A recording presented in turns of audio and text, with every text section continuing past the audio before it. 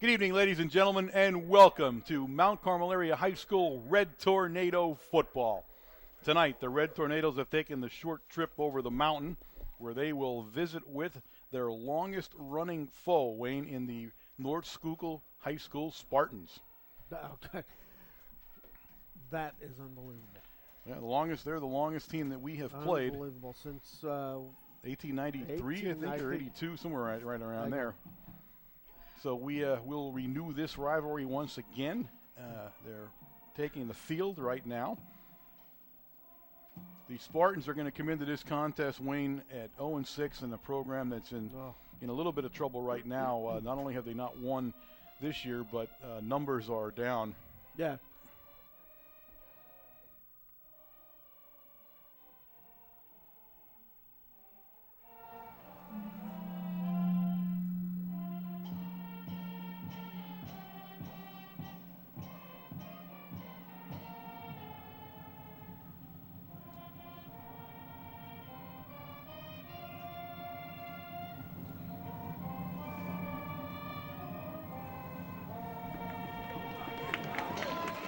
All right, as I was saying before the national anthem, the Spartans come into this game 0-6. They took a pounding off a winless Tamaqua team last week, and have a program that's truly struggling right now. Numbers are down.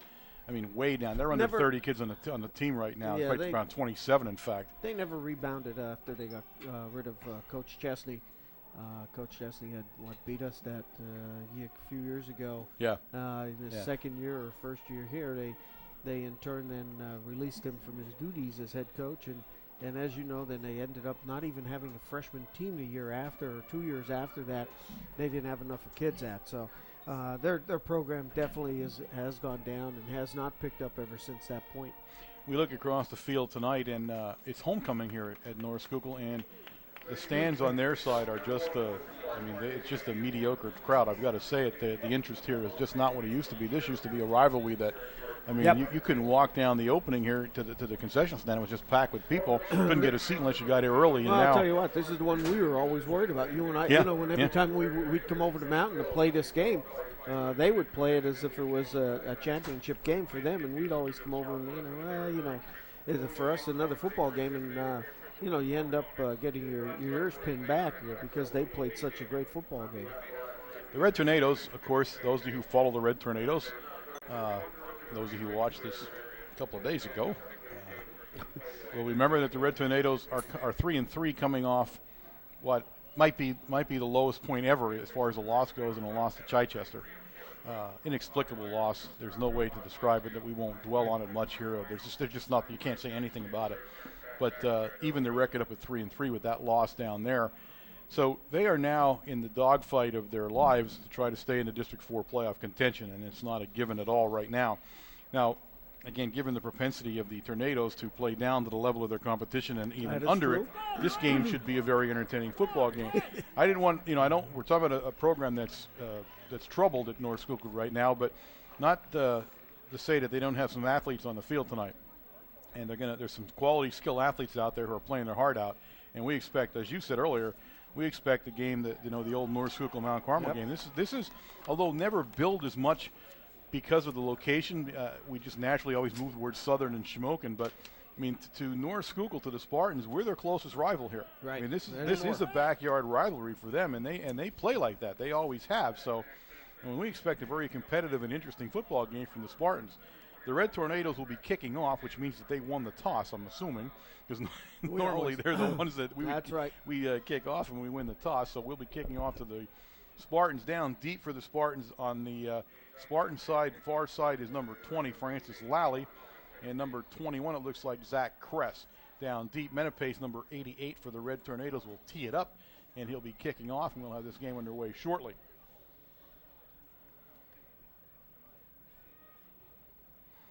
He signals that he's ready, and he is. And we are underway. Straight down the field this time. Touched by the short guy, but he picked up by Kress, number 21, and Kress heads straight up field. And he is tripped up as soon as he got rolling there by number 24 from the Red Tornadoes, and that's Matt Hepler. Matt Hepler. And the Spartans will start first and 10 from their 28-yard line. You're going to see number 74 on the defensive line. Of course, not a new face. This is James Goins wearing number 74 now. Yes, yeah. He keeps changing numbers on us here. All right, Kelly brings him up. Kelly, the quarterback for the Spartans. And right away we go to an option. He options it out to Lally. Lally trying to get along the sideline of the Red Tornadoes, and he'll be pushed out by number 2 down there, Morgan, for the Red Tornadoes. And he picks up about 4 yards on the play. It'll bring up a 2nd down and 6 for the Spartans. Really good 5 yards. To come out right away with the pitch. Tornadoes in their 5-2 defense, of course, and plays it to the outside. They ran it to the short side of the field that time, which is towards the bench of the Tornadoes. All right, Kelly, the junior quarterback, brings him up. He has one man in the backfield behind him, and he hands it off on a quick handoff to number 44 back there, and that would be, don't know. Let me check the other roster to see. We'll have to check the one that Phil gave us. See the other roster here and see if we can find out who 44 is. Olszewski, Mike Olszewski, he's a senior. Mike Olszewski for the Spartans. He's not on our program here, but we remember that it is Olszewski from here on in as he trots off. He is wearing 44. And the funny part about it is it's their roster. It's their roster, yeah. It's not our roster. They gave it to us and didn't include his name onto it, but we'll work on it. All right, Kelly has him up in a split backfield, and again he hands it off on a quick handoff down there to Lally, number 20. Lally goes nowhere on the play, getting off the bottom of the pile for the Red Tornadoes is number 60, Chris Steck, on the stop. So it'll bring up a 4th down, and now it's 4th down and less. And I'm not sure if they're going to measure this because it's very close. And yes, they are going to say it's pretty close not to measure here, guys. It looks like it's 4th and a foot or so, but let's get the chain out and get a better look at this because they're very, very close. Let's set up the defense for the Tornadoes. The left end, number 28, Julius Demetrius, or number 6, Justin Kolokis. The left tackle, number 60, Chris Steck. Nose guard, number 64, John Long. Or number 56, Bill Juraski. 74, James Goins playing the right tackle. The right end, number 14, Trevor Demko. 50, the left linebacker, of course, Phil Chicatano. 42, the right linebacker, Sean McCullum. The left cornerback, number 1, Matt Kovaleski. The right cornerback, number 9, Matt Morose. The free safety, 32, James Haynes. And the strong safety, coming in 26, Dave DeMarco. All right, the Spartans will like to go for it. It's 4th and about a 1.5 feet, and Kelly on a keeper. And Kelly looks like he'll pick it up. He only had to get a 1.5 feet, and I think he did so. Again, the Spartans gambling early in this football game in their own territory, but when you're 0-6, you pretty much got to pull every stop out, get a little bit of confidence, and they did just that on a nice play by the quarterback, Kelly, number 12. So a little early gamble pays off for Coach Geist. These are the things that he needs to do. He needs to move that ball down the field. All right, they line up now with everybody out to the left of the formation. Olszewski, 44, the lone back in the backfield behind Kelly, and they're going to run the option. They option to Olszewski, and very quickly, and that is Haynes, the trademark high tackle. He wrestles Olszewski down, and Olszewski will lose yardage on that option play.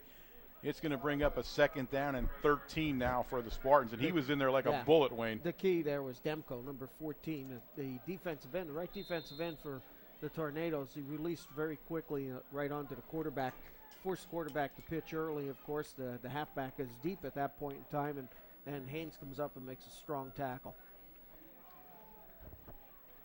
All right, the 2nd down play now he goes back to a split backfield with Lally and Kress behind him. He has 2 guys split out to his right now. And he fakes it and keeps it on a keeper, and he has a nice run now.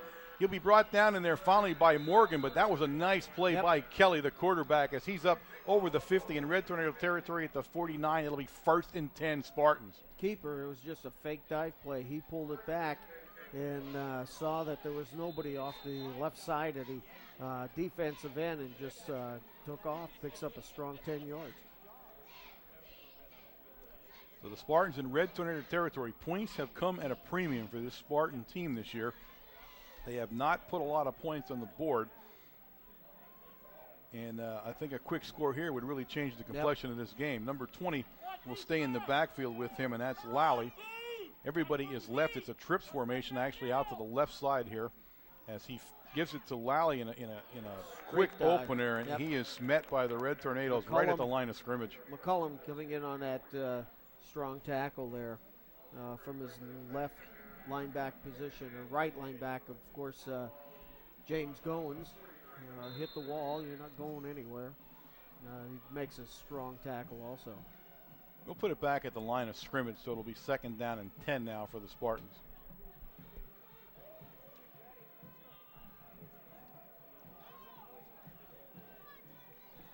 Again, same formation. Heavy out to the left. He has Lally behind him in the backfield. And he is going to option it again. This time he options the Cress, and Cress is buried. Yep. The Red Tornadoes all over Yep. that. Number 89, McCracken. And McCracken was in the backfield as the pitch was pitched, and it's a big loss all the way back inside Spartan territory, just inside the 45-yard line. It'll bring up 3rd down now and about 17. The key here on defense is Demko, number 14. Demko is releasing onto the quarterback very quickly, making him pitch very, very early.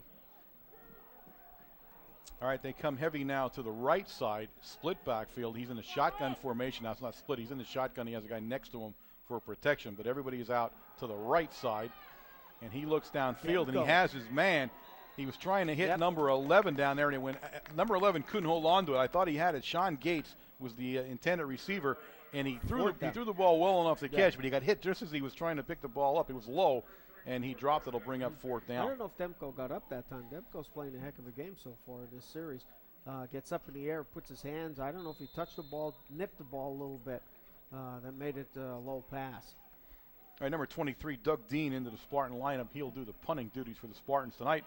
And he is kicking down there to DeMarco and Haynes. And it goes to DeMarco, at least in his direction. And DeMarco calls, he picks the ball up. Number 21, Cress, buries him just as he caught it. As I don't know if he saw, if he saw Cress actually standing there on the side there. Cress had come along the side and nailed him as he caught it. So it's 1st and 10 for the Red Tornadoes. They'll place the ball at about the 27-yard line, where it is going to be the first offensive series here of the night for the Red Tornadoes. Of course, Wasilewski coming off a absolutely stunning performance at Chichester. We're going to talk about that at halftime, folks, so stay tuned at halftime for that talk with Jose, but he just absolutely was on fire last week despite the loss.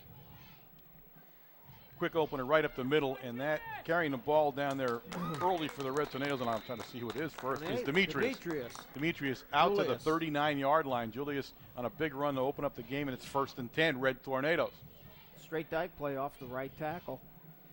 Yeah, just a quick opener. Quick opener, that's all it was.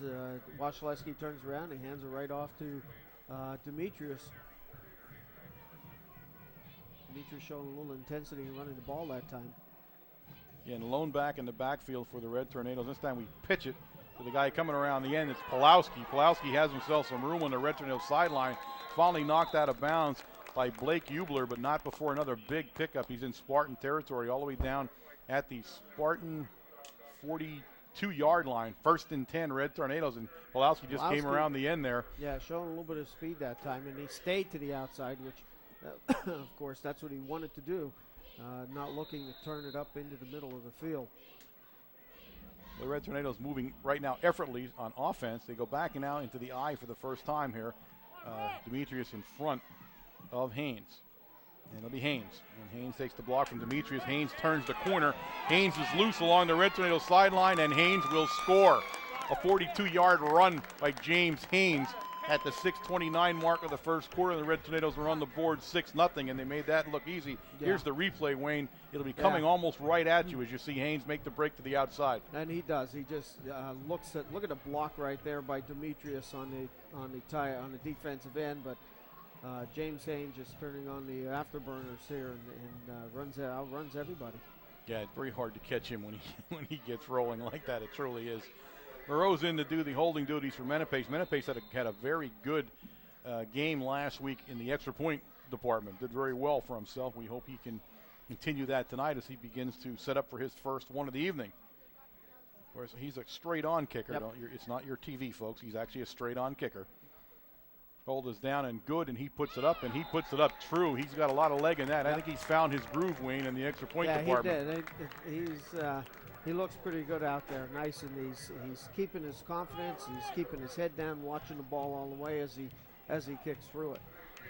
The Red Tornadoes come out on offense breathing fire, and obviously you had to have some, worryment here. I know they did. I know that the coaching staff, you came off a loss like that last week, and you're not sure how they're going to react. Well, you really can't. Here it is. It's just a mind-boggling loss. You go against Bloomsburg the week before, who's undefeated and beat some pretty big powerhouse teams, and you manhandled them, and that's exactly what the Tornadoes did. The following week they go down to Chichester, and it was just the reverse of how they played the week before. So they come out and they look very good right now, both offensively and defensively, as Menapace has it teed up and he's ready to kick it off, and he kicks it straight down the middle of the field down there to Lally, number 20. Lally's at the 15 when he picked it up. Lally's still going. A good return for the Spartans as Lally takes it all the way out to the 40-yard line. It'll be first and 10. Nice return by Lally. Good blocking in the middle of that interior for the Spartans. All right, we'll see what Kelly and his gang have in store for us here as they go back on offense. They had a nice offensive series to start the game and stalled near the end there, but they are back. They're back in a split backfield. Everybody is out to his right here in the formation.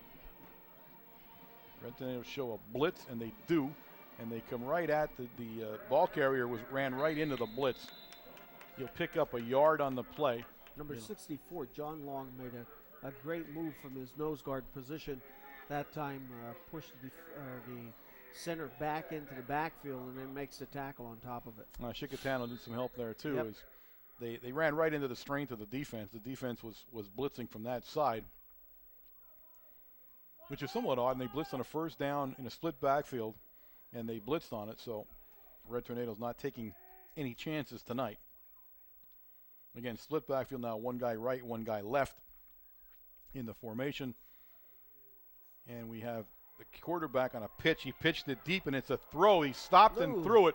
He's got his man down there. He was trying to hit number 11, and it's going to be a penalty. It'll go against the Red Tornadoes. He was trying to hit Sean Gates. It was a wobbly pass, and it was up in the air forever. And when it finally came down, we came down with it.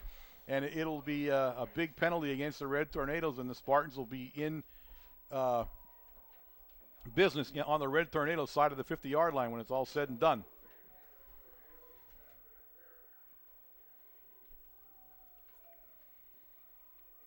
All right, let's mark the penalty off here. And here we go. And they will set it down, as I said, on the other side of that 50, all the way down at the Red Tornado 44-yard line. Pass interference. It's a shame when you that ball's up in the air like that. Yeah, it was up there forever. It was a wounded duck up in the air, and although he was fairly on target to who he was trying to hit, but it just stayed up there forever. All right, 1st and 10 Spartans. Quick handoff in there to Lally. Lally will take it down to the 40-yard line, 41-yard line. He'll pick up about 3 on the play. It'll be 2nd and 7. Stack in the backfield that time for the Tornadoes. Trying to make the initial hit, and also McCullum making the tackle on the right side for the Tornadoes. And number 11 comes into play. Sean Gates comes in with the play from Coach Geist. Of course, Coach Geist on his second tour of duty here, coaching for the Spartans. He was here. He was up in North School, or up at Cardinal Brennan for a while, wasn't he? And then he came back down here. Again, a split backfield. We turn. Keeper. It's the option, and he throws the option out to Kress. And good Haynes move. Who was makes that? A great play by Haynes. Yep. Yes, he brings Kress. It looked like Kress had a ton of room there, but it closed up very quickly. And actually, let me see where they placed the ball down. They placed it down right at the 40-yard line. So, in essence, he lost a couple of inches when you look at where he went down at. So he looked like it had a play going, and out of nowhere, Haynes snuffs it out. Unfortunately, it looks like the Spartans don't have much of a playbook. It's option right, option left. The pass, straight dive, that's about it. They're sort of limited here. Now, and that's actually what we heard at Supper Club last night, that they weren't, a flamboyant offense by any means whatsoever. They pretty much, what they're going to do, and you either stop them or you don't. Again, in that split backfield, everybody is out to the left on the formation, and a flag flies now as the Red Tornadoes were again showing a blitz on the play, and I don't know if they got over the line or not. I want to see what's going on there. Now, they made somebody flinch. Yep. Somebody flinched on the Spartan side of the ball as the Red Tornadoes were bouncing all over the place, showing a blitz, and they scared one into moving there. Yeah. What I thought happened was I thought when McCullum came up, he was showing blitz. He put his hand on someone's back and pushed him into the zone. Into the neutral zone. So they mark the 5 yards off now. It's going to be now 3rd down and about 11 for the Spartans. Ball back at the Red Tornado 45-yard line. 3:41 remaining here in the first quarter of play with the Red Tornadoes up 7-0. Again, the Tornadoes, and this time the Tornadoes go offside. Yep. We're going to play a little tit for tat on that one as we did the exact same move on the blitz formation. I think we went into the neutral zone, and we did. So what you just talked about came true, and we'll mark the 5 yards back, and it'll be 3rd down and 6 again. I wonder if this is the third new play coming into the huddle. You wonder, do they change the play or just keep running the same one all the time? All right. Kelly gets under center there again. A split backfield. He has one guy wide left, one guy right. He drops straight back to pass this time, and he sees his man down there, and it's broken up by Morgan, number 2, all over it down there. He was guarding number 2, Ennis, and the pass falls incomplete on a nice coverage by Morgan. And Morgan stepped right in front at the last minute, got a hand on the ball, knocked it down. Now, Kelly is a 6'3", 205-pounder. I mean, he's a prototype quarterback when you look at him and, the way he looks and the way he moves and all. So he is an athlete there as the quarterback, but Morgan on a nice play. Spartans elect to punt the ball now. So number 23 into that lineup, Doug Dean. And again, he'll be kicking to Haynes and DeMarco. And this one goes right to Haynes, who picks it up on the run. Haynes trying to head to the Spartan sideline, and he'll get buried by the Spartans after a gain of about 2 yards on the run back. Crest getting off the bottom of a pile along with number 23 down there, Dean. I think Haynes was sort of hoping for a better kick than that, a little bit higher. That time it was a little bit lower. It was more of a line drive, and it caught him down around the knees. Yeah. That he couldn't get any momentum going. All right, Wasilewski trots into the Red Tornado Hill. They had their way with the Spartans on their first offensive series, marching straight down the field to the touchdown. They'll come out now. Moreau's split wide right in the formation, but they go to Haynes, and this time Haynes was hitting the backfield. Stavinsky, 33, will be the guy that tackles him, but he was originally hit down there. I think, let's see if he can get his numbers. He's walking back there. 23 was the guy that originally hit him, and that's Dean. But Stavinsky finished them off, and they were in the backfield very quickly there. It's about a gain of about a half a yard. It'll bring up 2nd down and 10.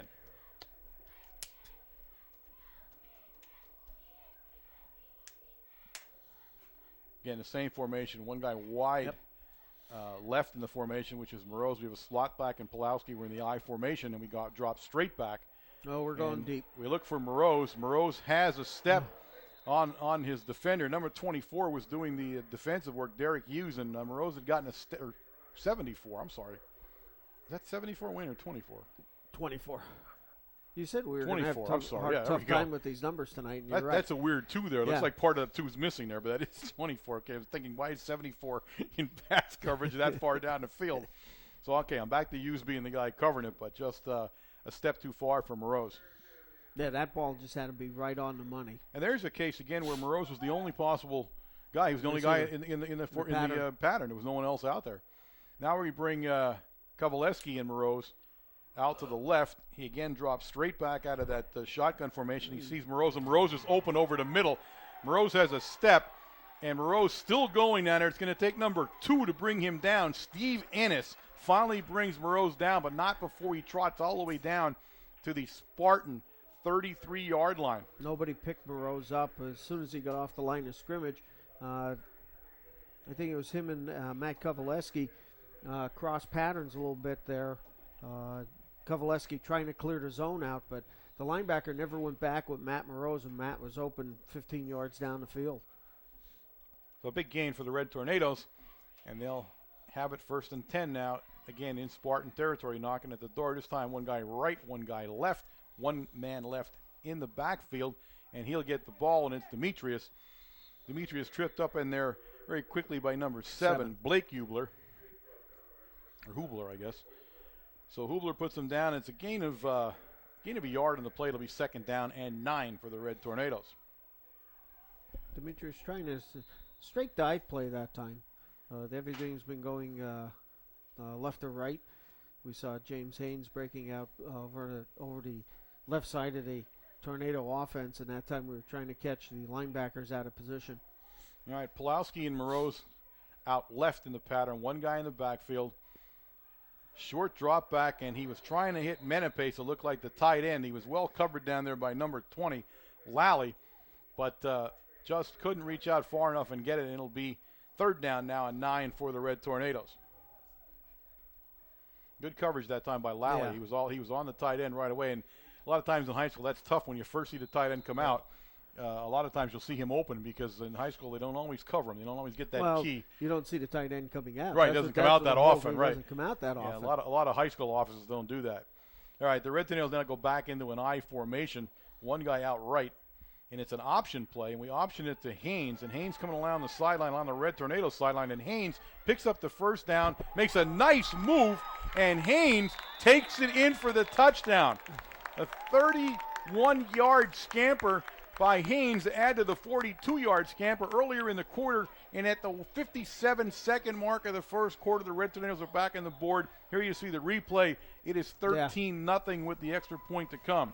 Here you see the replay coming right at you again. Look at that. Good play, and you got blocker right in front of you, and Julius takes on 2 guys, gets him out of the way, and gives James There's Haynes. the move right there. Nice he put the move on Ennis. Yep. And put himself into the end zone. I'll tell you, when a big man can stop on a dime like that and spin, that's going some. So a nice run by Haynes, and the Red Tornadoes, again, as I said, having their way right now on offense with the Spartans as Menepace comes in to do the extra point attempt out of the hold of Morose. Ball is centered, dribbled up. Morose looking downfield, and Morose thinking of taking it in there, and I don't know if he got in there or not. Yes, he did. Morose carries it in for the 2-point conversion on a busted play. The center snap came back and rolled at him. I'll say one thing from Morose, he never hesitated. It wasn't like he tried to put it down. He picked it right up and started running with it, and he runs it around the end and puts it in the end zone to score 15-0 Red Tornadoes. Great second effort by Morose, and all he did that time, he was hit on about the 1-yard line. He actually reached the ball across the goal line. Of course, that counts as soon as you break that plane. A heads-up play by Morose. Yeah, and you're right. The key there is that he did not hesitate at all once the ball hit the tee, and that's actually what happened. The ball hit the tee. Yeah, bounced off the front of the tee and there. And he was gone. Yep, that's the kind of quick decision you need to make it happen, and he didn't hesitate for a second. He knew exactly where he was going to go. He didn't look around. He just ran. So the Red Tornadoes now get ready to kick off. Menepace has it teed up, signals that he's ready, and he wants to make an adjustment. I don't know who he's looking to on the sideline here. He's trying to adjust it up there. All right, and they tell him that's okay. You don't need a timeout, just kick. And he lets it rip, and this is a good kick down here now. That's Lally down at the 14-yard line.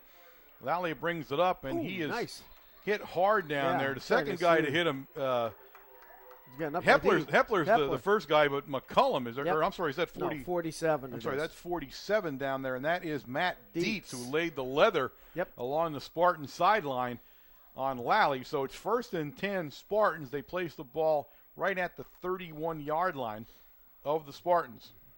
He came out. I think he was hitting some of our players, too. Yeah, he a little bit of enthusiasm. Hepler spun him and got him turned the wrong way, and once he got turned, Dietz just leveled him. Dietz put a shoulder down to him. All right, Kelly gets him lined up. He's under center in a split backfield. Quick opener, and it's number 20 carrying the ball down there, Lally, for the Spartans. We've got a flag here on a late hit. It looked like Chickatano was in on that tackle originally. Well, if it is a late unsportsmanlike, I'll tell you what, I'll be truthful with you, the Red Tornadoes got to clean their act up on this now too, because I know they just have too many of them. And they had them last week, Wayne, and it cost them a game. Oh, I know it did. So I mean, I don't care. You're at the 6th game of the season. Quit having these kind of plays. That's the bottom line. Ball come up over the 50-yard line inside Red Tornado territory at the 49-yard line. It'll be 1st and 10 Spartans.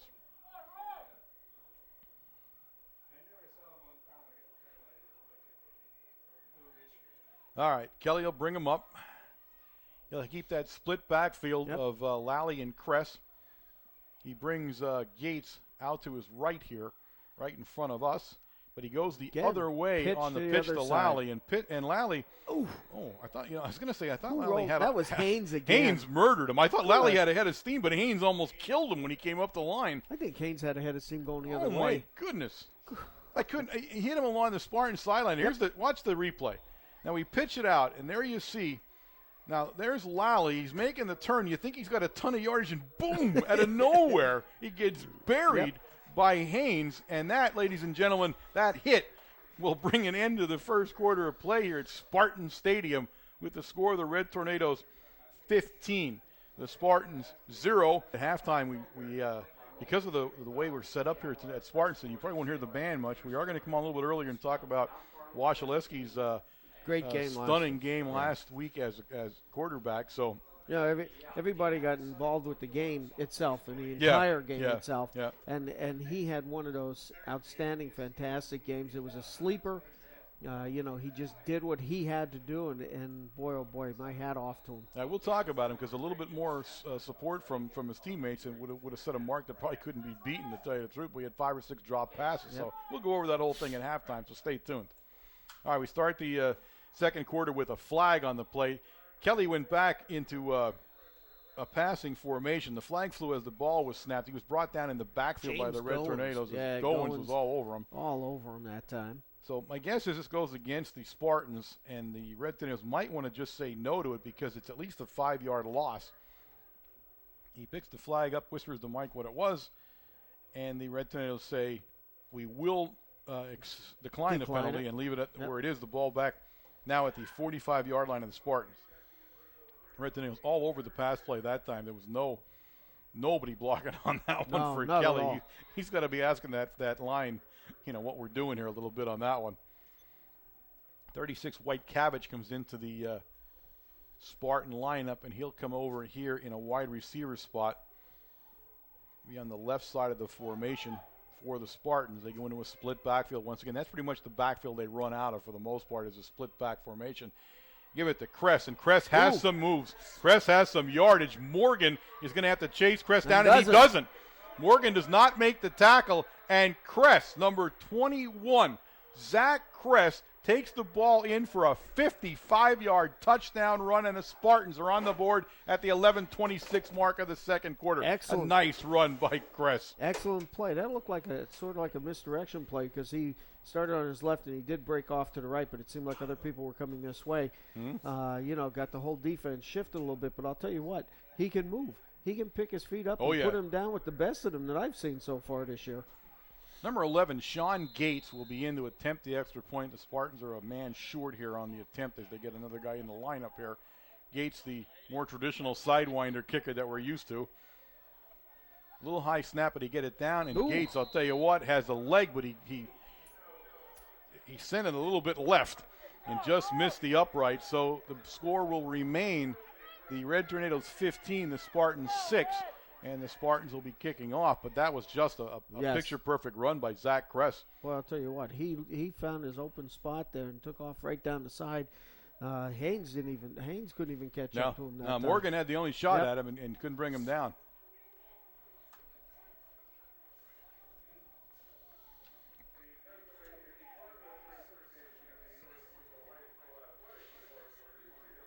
All right, both teams get lined up here. Tell you what, Gates has a leg on him. Yep. He didn't get it straight enough, but he certainly kicked it far enough. I'm sure that one almost out of the fence probably before that one came down.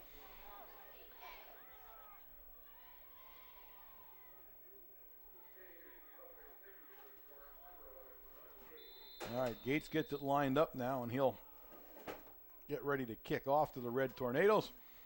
And what a kick. Another nice kick to DeMarco. This time DeMarco about the 16-yard line where he picks it up. DeMarco looking for a lane. He got DeMarco's broken free. Ooh. And DeMarco, he's going to be brought down by the last guy that possibly can do it, number 24 down there, Hughes. And Hughes was pretty much the safety valve. Yes, he was. He was just sitting there. And DeMarco cut through the crowd, but couldn't cut around him, and so decided I'll just hit him as hard as I can, and maybe I can get over him. He ran straight into him as he made his cut. What a great run by DeMarco, right up to the gut of the field, right in the middle of the field, man. There must have been a hole there. And he had some head of steam going, and he couldn't. You're right, he couldn't make any type of maneuver on him. All right, Haynes with the ball now, and Haynes will pick up only about 2 yards on the play. The ball was sitting down at the 48-yard line of the Spartans, where DeMarco returned it to, and we'll give him 2 yards on the play. It'll bring up 2nd down and 8. Ball will be down at the 41-yard line now of North Schuylkill as Kovaleski brings the play in for the Red Tornadoes. Rick Retzel, number 51, making the tackle on Haynes that time as he came through the center of that line. Again, back in the I formation now. One guy wide right, one guy wide left.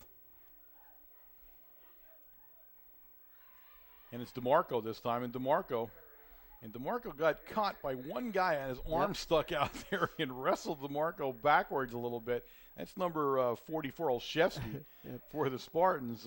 We were one man short that time. We were running with not enough men on the field.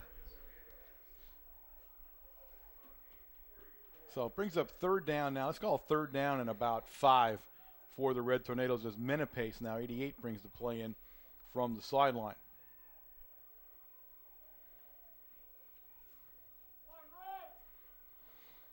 This time I'll line up in a shotgun formation. He keeps both backs in with him, one on each side of him. Both stay in to protect. He has plenty of time. He's now decided to run. He had some room over on the Red Tornado sideline, and he runs the ball out of bounds. And let me see. He's very close to the marker fell. They had to drop the marker where he ran, but I think he's very close to the 1st down. I can't see where they placed it because it's right in front of the Mount Carmel area bench, but it is first and 10. So a nice decision by Washaleski, and he picks up the 1st down. He had plenty of protection, but couldn't see anybody open. Decided to make the run. He came right towards the Red Tornado sideline here and made the cut and got the 1st down. The ball sitting now down about the 37-yard line of the Spartans as the Red Tornadoes once again are moving on the Spartans, and they have not been able to stop the Red Tornadoes tonight so far. Back in the I formation now. 2 guys out left in the formation, and a flag flies. And again, DeMarco. And DeMarco takes it down to the 35-yard line. But we'll see with the flag, and it's almost surely going to go into the Red Tornadoes. Probably motion.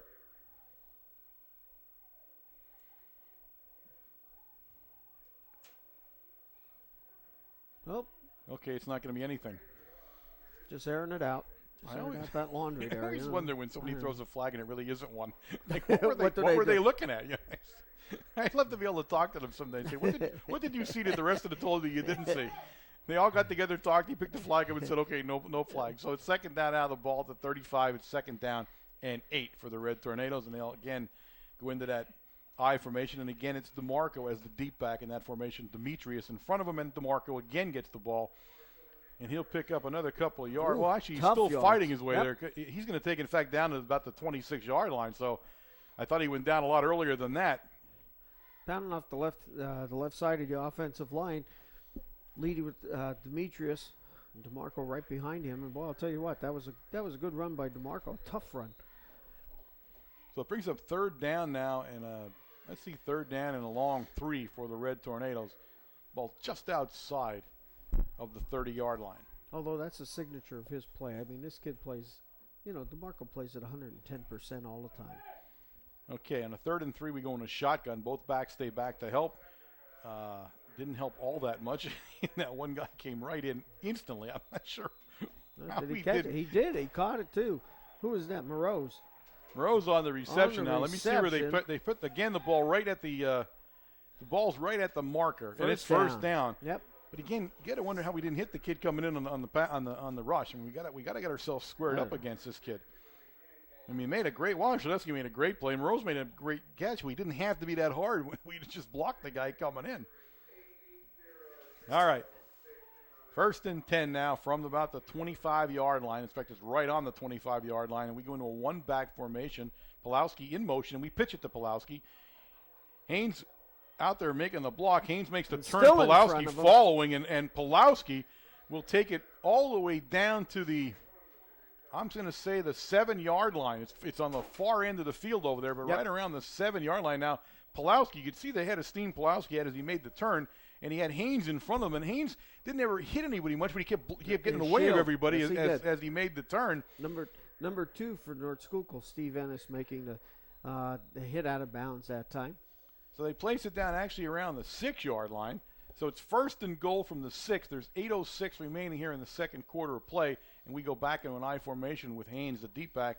Haynes, Stutter steps at the line of scrimmage, and he'll pick up about 2 on the play, put him down around the 4-yard line. Maybe even the, let's see where they put him down at here. Trying to look at the yard mark. 1 Yeah, yard? no, he's back 2? up around the, I can't see from here. about the 4. No, he's around the 4. Is he? Yeah, in between the 3 and the 4. Rick Wetzel, number 51, making a stop. Playing a good defense for that Spartan defensive line there is Wetzel. He's been on quite a few plays already tonight. All right, 1 back now. Again, Demetrius, the lone back in the backfield, and we'll have Pulowski come the other way. But we give it to Demetrius. It was trying to be a quick opener right up the middle, and the Spartans were all over that play as they stopped him dead. Again, getting off the bottom of the pile's number 2 down there, Ennis. And he had some help from the big guys in the line there. They're running at that big guy, Yankiewicz. He's 6'5", 275. He's a large one. Yep. So it's now 3rd down and 4 from the 4. And we'll see what the Red Tornadoes, and they again come out in a 1-back offense. Haynes in the slot. 2 guys out, and now Pulowski again. And now Pulowski gets the pitch. Haynes makes a nice To the block. outside, And Pulowski, he and they're not walks going to in. catch up to No. Pulowski as he takes it into the end zone on a 4-yard run at the 6:37 mark. And the Red Tornadoes go up 21-6 with the extra point to attempt. You can see how quick Pulowski is. Now, Yeah. they had an angle on Pulowski and still Well, couldn't catch him at the end there. I mean, Haynes made a nice block, It's too. a good call because you get that nice block from Haynes. You get the tight end blocking down for you. But you got Pulowski running to the outside completely in his wide side of the field. All right. Manapace will come in to attempt the extra point out of the Moreau's hold.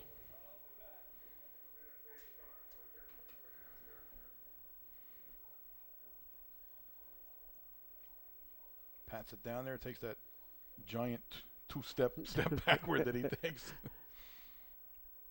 Ball's down cleanly and put up, and he Good. has leg. And Yep. I'll tell you what, he's found his rhythm in the I extra think point he has. department as he's booting the ball very well, and it's 22-6 Red Tornadoes. Coaches must be happy about that. That's for sure. Now we were definitely an interesting group when it came to extra points in the beginning of the season. So we've come a long way, but Menape seems to have settled into the position and doing an excellent job right now for the Red Tornadoes, and actually doing a much better job kicking off at the same Yes. moment too. And it seems like we placed him. Have we placed him in the middle? No, we're still on No, the right. he seems to be still on the still right hash shaded mark. to the hash mark. And you had to wonder, he kicked so many of them out of bounds last week, why he was staying on the hash mark. But that's what they want to do. But he seems to have corrected that somehow now, because he's kicking it right down the middle of the field. He has to be careful he doesn't pull a hamstring on those when he steps back like that. I'm thinking instead of those 3 big ones, he should take 6 little ones. No, you take 6 little ones. All right, he lets it rip a high one down to about the 13-yard line, and it's Lally. And Lally fumbles. Ball's out. The ball is out on the ground, and the Spartans look like they recovered it. I couldn't see who caused the fumble. That looked like DeMarco. DeMarco, number 26. I think it was DeMarco Yep. that did that. He was down like a bullet, and he punched it out almost Yes, as he he got did. around the side of him. But the Spartans dodge a bullet and recover their own fumble, and they will have it 1st and 10 from their own 23-yard line. As Kelly gets under center, he's everybody out to the left of the formation, the wide side of the field. One guy in the backfield behind him.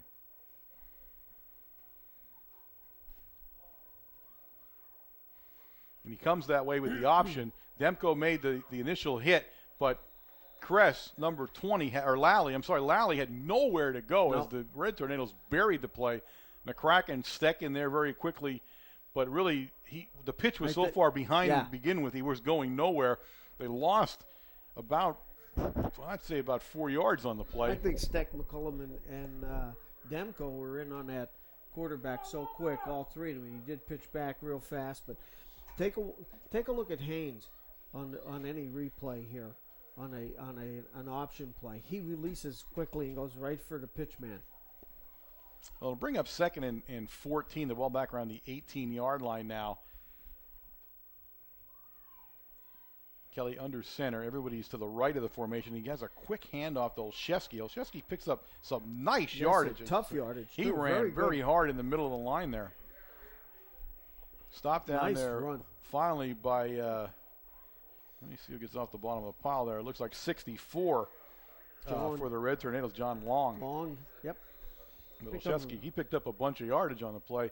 It'll bring up 3rd down and about 6 for the Spartans. The ball now at the 27-yard line.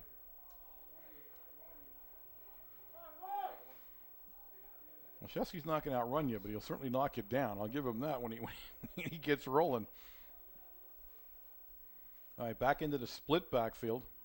One guy right, one guy left in the formation, and again right up the middle, and it's Kress, number 21. And Kress, again, finds an opening in the Red Tornado defense, picks up big yardage out to the Spartan 44-yard line, where it's 1st and 10. Spartans. Well, this is what they're doing. Tornadoes are blitzing between the tackle and the guard.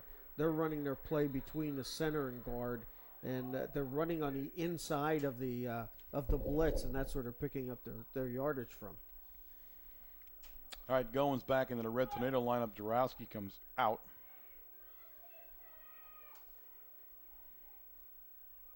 Split backfield again for Kelly, and again it'll be a keeper by Kelly this time as he faked that quick handoff, and Kelly picks up big yardage. First down. He's in Red Tornado territory now, down at the Red Tornado 49-yard line. Actually, it was a fake handoff to Olszewski that time, number 44, and I think Olszewski wanted the ball because he turned around. He was looking back at the quarterback, thinking, "Where's the ball?" And the Spartans showing some life on offense on the last two offensive series. They've had the ball. We're scoring on the last one and moving very well on the Tornadoes in this one. A one-back offense now. Everybody out to his left in the formation, and the Red Tornadoes buried at that time. Yeah, they were all over at that time. Getting off the very bottom of that pile. Looks like Goins, number 74. Goins, 74. Getting off the bottom. He stayed his ground that time. So it'll bring up 2nd down and give him 2nd down and 9. Give him a yard on the play. 3:41 and counting here in the second quarter of play at Spartan Stadium, and it's homecoming at Spartan Stadium tonight. All right, go back into that split backfield. One guy wide right, one guy wide left in the formation.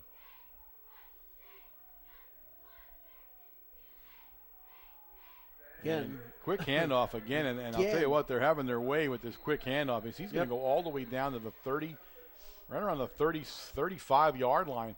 It'll be enough for the first down. It's 1st and 10 Spartans as they are running very well and always on that one side of the ball. Well, he's hitting it. Kress is hitting the hole so quick and just blowing right up through there. It doesn't give anybody time on defense to react. Well, again, the Spartans showing there's no secret. The Red Tornadoes give up tons of yardage on the ground. They have so far this season, and they are continuing to do so here in this game. 1st and 10 for Kelly. This time the quick opener goes the other way, and the Red Tornadoes are all over that one as the Haynes comes in and makes the stop. Yep. He makes the stop that time. Pick up about maybe 2 yards. 2 minutes and 40 seconds left in the first half of play. But James Haynes really comes up, and it looked like he had a little bit of running room, but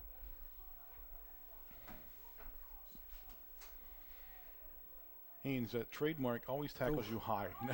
Never gets you low, always gets you high.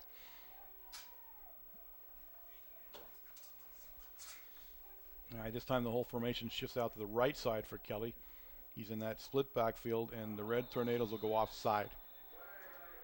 It'll bring up a 2nd and 3 when they mark the penalty off. You notice in the split backfield, Wayne, that they don't line up evenly in a split backfield. It's always one guy's about 1.5 yards forward of the other guy, depending on the play. Sometimes it's right, sometimes it's left. And it doesn't necessarily mean that's the way they run it, but most of the time, the up guy is the guy getting the ball. The closest man to the hole gets the ball. But he ran that offense before, though, when he was over here, and even at Cardinal Brennan, he would run that offense. So it brings up, I said, 2nd and 3. And again, there you saw it right there, Cress. Now the Red Tornadoes all over this time. We got another flag on the play here. Is that a flag, though? I don't know if he threw a flag or not. I don't know what that thing is that he threw something in the middle of it. It didn't look like a flag. I don't know. It didn't. I don't see the flag on the play, but. Well. Yeah, it's against the Tornadoes. I still don't see it, though. What is it? He's standing on it. There it is. He just picked it up. I think he needs to get his flag fluffed out a little bit because I couldn't see. It looked like a disc on the ground. All right, a penalty against the Red Tornadoes, and that will give the Spartans, it was only a 3-yard pickup for the first down, so the 5-yard penalty. It's 1st and 10 Spartans from the Red Tornado, 24-yard line, 1:54 remaining here before halftime. And the Spartans are driving on the Red Tornadoes. And the formation heavy to the left now as everybody's out left, but Crest will go the opposite direction. Ooh, and ball's the ball's on the ground, and Goins is fighting for the ball down there. Goins fell on it. Kelly turned to try to get back to it, but Goins was standing there, and he dropped immediately to the ground. I believe that Goins recovers the fumble, and the Spartans have been turned away. Yep. What was a nice drive, so the Red Tornadoes take over and thwart the Spartans here with 1:32 remaining in the second quarter. They go on offense. Well, Wash Leslie brings a play in. 1:32 left.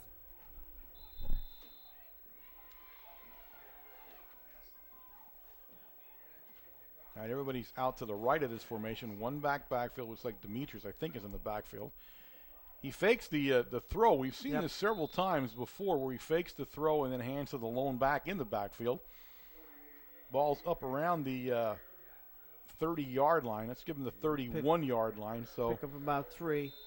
No, we all got the plays on our arms here tonight. We don't. No huddle. No, we don't. We weren't allowed. All right, out of the shotgun now, Wasilewski looks and he has Moroz. And Moroz is wide open on the Red Tornadoes sideline. Moroz will take it out of bounds, but he'll pick up the first down out at the Red Tornado 44-yard line. I'm not sure how the Spartans could have left him so alone. I mean, there's nobody standing near him. And actually stopped to catch the ball, and there was still nobody around when he did it. So they may want to keep an eye on him. So 1st and 10 now for the Red Tornadoes. Exactly 60 seconds remaining here in the second quarter. And the Red Tornadoes look like they're going to be throwing the ball around a little bit here to end the half as Wasilewski trots into the huddle.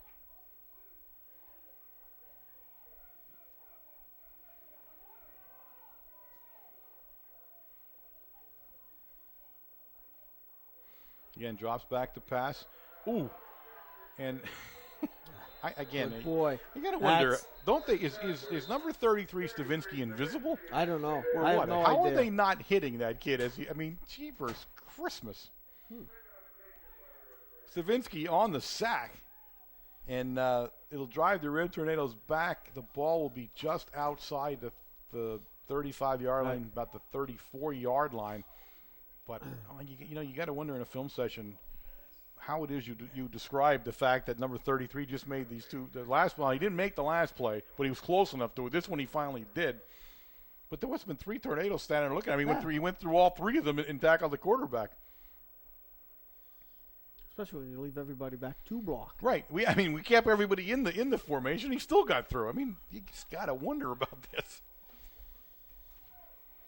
All right, Coach Brennan is in the huddle during the timeout, and he may be saying the same thing. Is 33 has the cloak of invisibility on him or what? Because if he doesn't, would somebody please pick him up? I'm paraphrasing for Coach Brennan now. Because I know that's what he would be saying.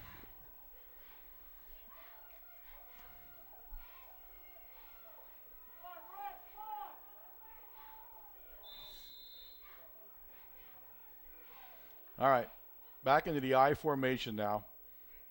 Heavy out to the left. He drops straight back. Haynes in there to protect him. And he has his man, and that's Pulowski out over the 50-yard line down to the Spartan 48, where it'll be 1st and 10. Red Tornadoes, a nice pitch and catch by Wasilewski. Yes, it was.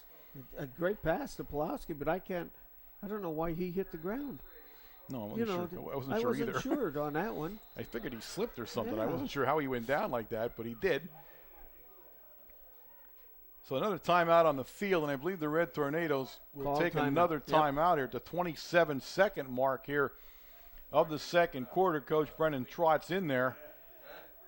I'll take a moment here. I just want to say, again, recognize the fact that you're watching WKMC TV and Wednesday night, channel 13 at 8 o'clock. You're doing so courtesy of the Service Electric cable system out in Sunbury. Of course, Dwight Walters and his gang could not be more cooperative with us and make it possible for WKMC TV to go on not only during football season, but also to broadcast all of the sporting events and actually all of the educational events, because sporting is just a small part of what WKMC TV does.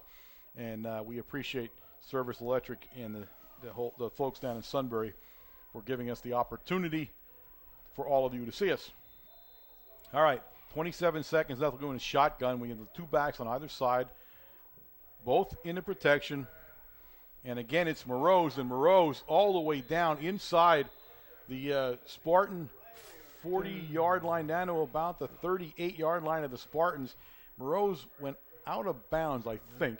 He's on about the 33. 33. The clock, here you see the replay. Yeah. The clock is going to be stopped for the first down, but I also think they're going to call him that he actually went out of bounds. I'm guessing that. So yeah. Yeah, so Wasilewski will try. And sometimes I think he goes out of bounds and he doesn't. Like, I'm always wondering how that happens sometimes. In any game, you ever see, like in a college game too, the guy runs out of bounds and the clock's still running. Like what constitutes running out of bounds? I always get confused by that. All right, under center now, Wasilewski. He takes a quick drop back. He looks down again for his favorite target, Moroz. Moroz makes a nice cut inside and picks up some nice yardage. Red Tornadoes in a hurry-up offense. They'll place the ball down at the 21-yard line. The Red Tornadoes hurrying to set up 14 seconds. They're going to stop the clock to set the first down marker. Right. And as soon as they do that, they'll wind the clock. The Red Tornadoes are lined up. They're in an I formation, and Wasilewski will get his 13 and counting, and he gets the snap, and he spikes it immediately to stop the clock. Now, the Red Tornadoes have 2 timeouts left on the scoreboard anyway. Well, maybe they want to get down close enough to kick a field goal. I think it's only 1, though. They took two timeouts this half, right? Yes, they did. Yeah, it's got to only be 1. So, wow, I'm actually ahead of the scoreboard right now. Well, maybe that is 1 there. What's the way 1? What's the 3 and the 2? 2's the quarter, right? Yeah, I'll go with that. Yeah, there it 2's is. the quarter. So we do have 1. Okay, 1. I see that little 1 underneath the football there. Okay. You got it. Okay, so the scoreboard is right. I just can't read it. Your scoreboard challenge tonight? Yeah, scoreboard challenge tonight. So we do only have 1. I'm sorry. All right, shotgun for Wasilewski. Has plenty of time. He looks downfield, and his guy fell. Moroz catches it, and Moroz is into the end zone for a touchdown.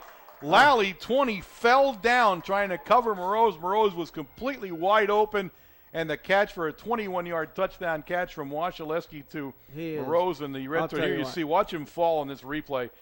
Yep.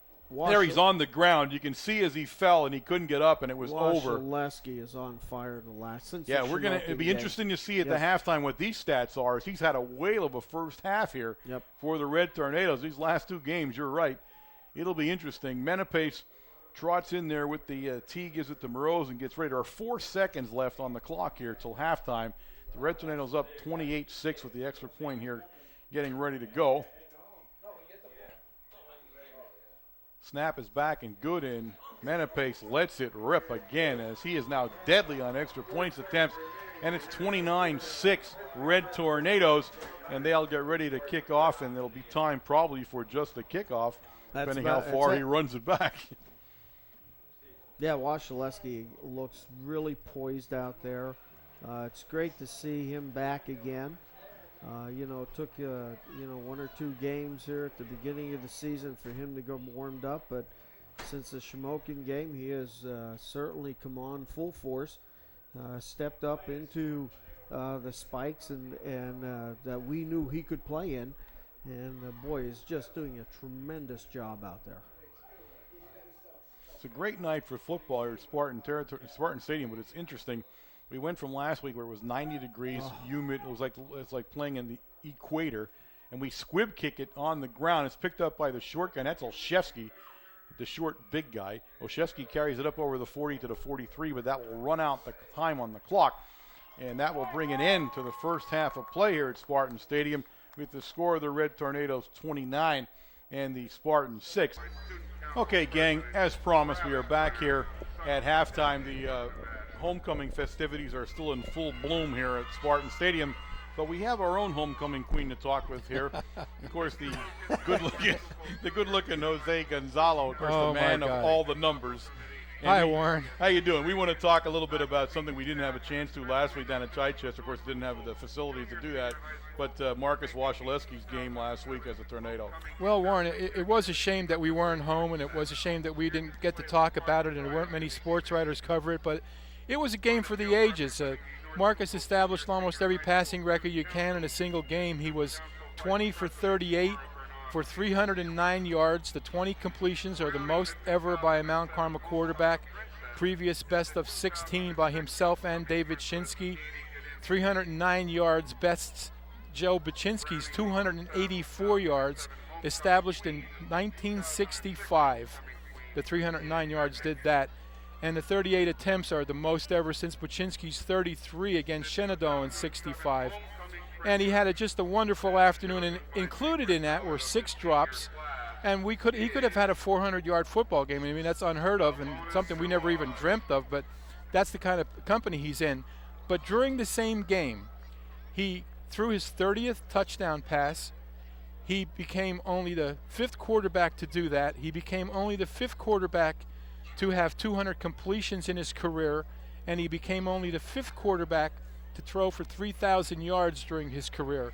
So I'm glad we have an opportunity tonight to mention some of those things for Marcus's sake, and just an outstanding career he's having so far. And he's had 11 and 5 and 6, 22 starts. You know, and the guys that are ahead of him are Dave Shinsky, obviously, and Mike Higgins and Joe Baczynski. And Mike had 54 starts, and Dave Shinsky had 47, so he's a long way off from establishing any of those records. But if he stays healthy and this team progresses like we think we can, he's going to challenge Dave for some of those career marks. Yeah, absolutely. I did feel bad. You know, what's even stranger, and it makes that game, which is now the strangest game I've ever seen in my lifetime, no doubt. It makes that even stranger that he had such a great game, we still lost again. Yeah, you're right. I mean, you look in the pros, and if guys are throwing for 300 or 400 yards, they usually lose. And when they throw for 50 passes or whatever, they usually lose. And it was the same. It was a situation last week, but we didn't lose the game offensively, and people have to take note of that. I mean, we just have to stop people. And even North Schuylkill tonight, they scored 6 points it was the most they scored in the game. They have a touchdown tonight on a 55-yard run. Yep. They have 114 yards on the ground, 0 for 2 in the air, and 9 first downs. On the other hand, for Mount Carmel, we've had a great night offensively, and it's what we thought we could do. We've rushed 17 times for 142 yards. That's roughly 8.7 or 8.8 yards a carry. Marcus is 7 of 10 for 132. We have 12 first downs. Matt Moroz has 6 catches for 114 yards, continuing what he did last week. And 15 catches in 2 games is probably the most ever by a receiver at Mount Carmel in history. I don't know of anybody that has ever done that. And Pulowski has 1 for 18. James Haynes on the rushing side is 4 for 79. Julius Demetrius is 4 for 17. Dave DeMarco is 3 for 10. And Justin Pulowski is 3 for 40. So we're spreading the ball around. People are all making nice chunks of yardage at a clip, and we're doing a good job on offense. Yeah, I mean, we have been an absolutely potent offense since the beginning of the year. Probably not as much against Southern only, but for the most part, we've run the ball and passed the ball very well, opened up very well. I think the season you thought a lot about our offense. Now, when you talk about like how many points a game we're scoring and still losing 3 games, obviously it points to the defense, and something's not right in that defense, especially on the ground. Yeah, they simply give up gobs of yardage on the ground. Yeah, you're right, Warren, and I know they're trying everything they can to make adjustments, and they're changing personnel, and they're doing everything that they can, and hopefully with this week and hopefully next week too, and we make amends for that loss last year at Schuylkill, and we just play 2 solid football games, and when Pottsville comes back home, for the PCN game, I believe, if that's still on. Yes, it I mean, is. hopefully we'll be all ready to go. And this team has the potential to be great. Yeah, it really does. I mean, you saw the pieces that just been enigmatic, to say the least. You just never sure That's which a big one of them word is gonna, for you, like Warren. I've been practicing that since Wednesday night. So I actually think it came out okay too. So It did. It was exactly right. all right, Jose, can we count on you for the end of the game? I'll then? be here, Warren. I'll be here, Wayne. All right, we will get you with you at the end of the game for the end Okay. of the game stats. Thanks, Okay. Jose. Thanks, Warren. All right, gang, the Spartans have taken the field. The referees have taken the field. The Red Tornadoes are still enjoying the homecoming because they are now nowhere to be seen here. There's about 2 minutes and 40 seconds left till kickoff here of the second half, and we are taking our good old time here. The Spartans celebrated homecoming, had a great time. It looked like on the far side of the field over there, some beautiful girls and things like that over there, the band. So our hats off to the Spartans and homecoming. Always a great game of the year is homecoming. A lot of people come in for that. A lot of people visit with it. So it's just tough for the Spartans right now. I feel bad for the Spartan program. I know that if there's a way to resurrect the Spartan program, Coach Geist will be the guy to do it. I mean, if nothing else, he's about the most determined guy you're going to run into. He is. He knows what success is. He's had success everywhere he's gone. I can't believe he won't have success here. Now, the other thing I wanted to mention, we move into the Heartland Conference next year. As I was talking to you guys, again, Chichester's a team we will not see again. Pottsville, the PCN game, as he talked about, is a game we will not play again.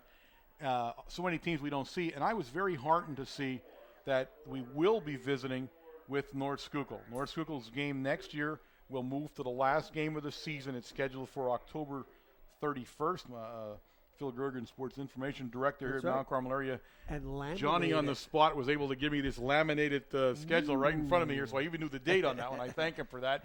But North Schuylkill is the only one of these traditional teams that we had played outside the county who stayed with us. And I was glad to see that. I think it's a great rivalry, and I expect that the Spartans will be coming back. I expect this to return to its old self as far as the rivalry goes. But other than that, it's Shamokin, Shikellamy, and North Schuylkill are the are probably the initial teams that are on our list from early years. The other teams, of course, Selinsgrove goes to the first game, then Shamokin, Shikellamy, Warrior Run will be a new one. Central Columbia will be another new one. Loyalsock Township will be a new one. Jersey Shore we haven't seen. Lewisburg, of course. Southern Columbia, and then North Schuylkill. Now, strangely enough, North Schuylkill will be an away game. And I'm not sure why that is because we played them home here. Why would it be an away game? I mean, they have to. Their schedule. Their schedule. Right. Because they're coming at a different time. Different time in their schedule. So yeah, it probably worked out. So we are going to play them just like Shamokin. And Shamokin we will play them away also. Again next year. So we'll be back here at Spartan Stadium to end the season on the last day of October next year and meet the Spartans. So again, a revamped schedule coming up for 2008. It looks like an exciting schedule, and certainly no more 2.5 hour drives to Chichester to play anybody. So it looks like an exciting time for the Heartland Conference. We're going to see some teams we've never seen before. Never played Warrior Run before. We did see Central Columbia in a playoff game once. Yes, we did in a playoff game. So we did see them one time. Loyalsock Township. Loyalsock and Lewisburg. I don't remember us ever playing Lewisburg. We may have many years ago. Phil shaking his head. We did. Yep. So I'll get the lowdown on that for the next time when we talk about the schedule. But the Green Dragons, I think, are the Green Dragons of Lewisburg. All right, the Red Tornadoes have made it back to the field finally, and they must have been having hot dogs over there. It took so long to come out of the locker room there. Well, you'll see those on the field in a little while. Yeah, if they did, we may see them later. Come on now. I'm sorry. The Spartans have been out for a good 2 minutes, actually a good 3 minutes almost. They've been standing on their sideline wondering. But the Red Tornadoes said, okay, we're going to send the captains out, and we're actually going to play the second half now. We start the second half here. Again, the Red Tornadoes in the lead 29-6. They have had their way with the Spartans on offense. They have actually run roughshod over the Spartans on offense, but they have struggled, as is their wont, on defense. We talked about that a little bit with Jose. The Spartans have been racking up some yardage on the ground. Big long run for the first touchdown by Kress by the Spartans. So they have been playing very well offensively against this Red Tornado defense, but they are absolutely powerless, it seems, to stop the offense. They're just not able to score and keep up with this Red Tornado offense tonight. So unless a dramatic change happens here, it looks like the Red Tornadoes will win this football game and then start looking down the road again. Schuylkill coming to Mount Carmel, and again, if there's another loss that right. never leaves the pit of your stomach, it's the one that occurred last year at Schuylkill. So they need to remember these things and absolutely never repeat them again. So they'll have a chance to show Schuylkill how they feel about last year's game next week at the Silver Bowl. And of course, as we talked, the next week after that, we move to the Silver Bowl again, and it will be the PCN Game of the Week where we'll be live, and it's quite an honor for WKMC TV, and not for us. We have nothing to do with this, folks. It's for the kids and Dave McPhee to be able to have PCN allow a high school broadcast. We're the only ones that they let do it, and I'm very proud to be part of it. And the Spartans have kicked it off. Gates lets it rip and goes short this time to the Red Tornadoes, and that's Hepler. Hepler on the ball for the Red Tornadoes. He'll be brought down in there by number 7, Hubler, and the ball will be set down around the 34-yard line of the Red Tornadoes. Now, what are you laughing at now? I'm laughing at our Phil Chicatano. Phil, he was the headhunter. He went right after the kicker and just knocked him right down on his back. Okay. I didn't see that. It looked so funny. Right. Like, what a shot. You're going to laugh. I'm thinking, what am I missing here? I'm trying to cover the game here, and you're having a good time. I know. I'm just watching Phil. Phil entertains me. I will give him that. I'll tell you what. He plays one heck of a game. He's an entertainer. All right, I formation, and it's Haynes out of the I, and Haynes picks up a big chunk. And goes. Haynes is free. It's going to take Hubler to bring him down, and Hubler's not going to catch him. And there you have it, folks. That is a 66-yard run from the line of scrimmage for James Haynes. And the Red Tornadoes strike with lightning on the first offensive play of the second half. Watch the play here. Take a look at how he picks up his feet here. And out of one, there you go. Steps right out of one tackle. 3 times out of that line. Yep. Great run by James Haynes. And he's going to have a big game here. We'll talk to Jose about that at the end, but he's already in big numbers. Now he had 79 yards to start off with. Add 64 to it here. So he's having a nice game here against the Spartans. 143 yards, huh? That's why you're a math teacher. That's why you bring the big money. All right, Metaface will line it up for the extra point. He's been perfect so far tonight. He'll be kicking out of the Hold'em Rose. It is down and up, and I jinxed him because he missed it off to the left this time, and the score will remain the Red Tornadoes 35, the Spartans 6. I shouldn't have said perfect. I knew when I said it I was in trouble. I'm going to have to apologize to him on that one. You hate to jinx a kicker who's been doing so well for 2 weeks in a row. But the Red Tornadoes will go out here and get ready to kick off. The Spartans in pretty much serious trouble right now as while they're playing well offensively, they're not playing that well. In fact, they've only attempted 2 passes in the game. Right. So it tells you that they're not much of a passing team, and I don't expect to see them start throwing the ball all around here tonight. Got Lally and Kress down deep. Kress along the Red Tornado side on the near sideline to us. As Menapay signals that he's ready to kick off. And the ball's going to hit and squib down. And actually it goes between the two of them. And it's going to take Kress all the way down to the 12-yard line. Kress makes a nice run around the corner, and he'll be brought down out of bounds. Out of bounds there, yeah. Around the 16. Okay, yeah, I was going to say it looked a little better than it actually was. They'll go down to 16. The ball rolled right between the two of them. It was like, I'm not going to pick it up. No, I'm not going to pick it up. So they're going to start in ugly field position here to start the second half offensively for the Spartans as Kelly gets his crew in the huddle and calls the play.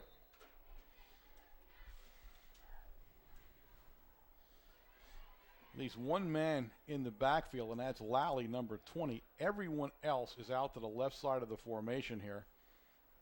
And he runs the option which is pretty much the play they run. Now, Lally has got some running room, but he has some running room because of the penalty flag. There was a clip in the backfield there. I think it was holding on. They're holding one of them, but yeah. The Kraken was making good penetration that time, and the either the back or the offensive end had wrapped his arm around him, and it was a holding call. So a nice run, but a tough play, and again sprung loose. The hold occurred right where he made the cut, so that's the reason he did so well, and they will mark it off against the Spartans. The penalty flag went down around the 15-yard line is where they threw the flag. And they're going to mark it off here, and it's going to go inside the 10-yard line down to the 8-yard line or so. So it'll be first down and about 20. Say first and 20 from the 8-yard line. It's inside the 10, right, Wayne? Right. It is. It's okay, on the yeah. 8. There You we got go. it. So actually first and 18 from the 8, and a quick handoff, and that's Kress. And Kress, again, running very well on that same play all the time is where Kress is making his money tonight. So, He's brought down in there by, it looks like Demetrius. Yeah, Demetrius on the stop for the Red Tornadoes. and it's just like a slant play. He's hitting. No, there's off nothing guard, complicated about it. And he's breaking. He's trying to break to the right and cut down the hash mark. So the ball's out around the 14-yard line. It'll be second down and 14 for the Spartans.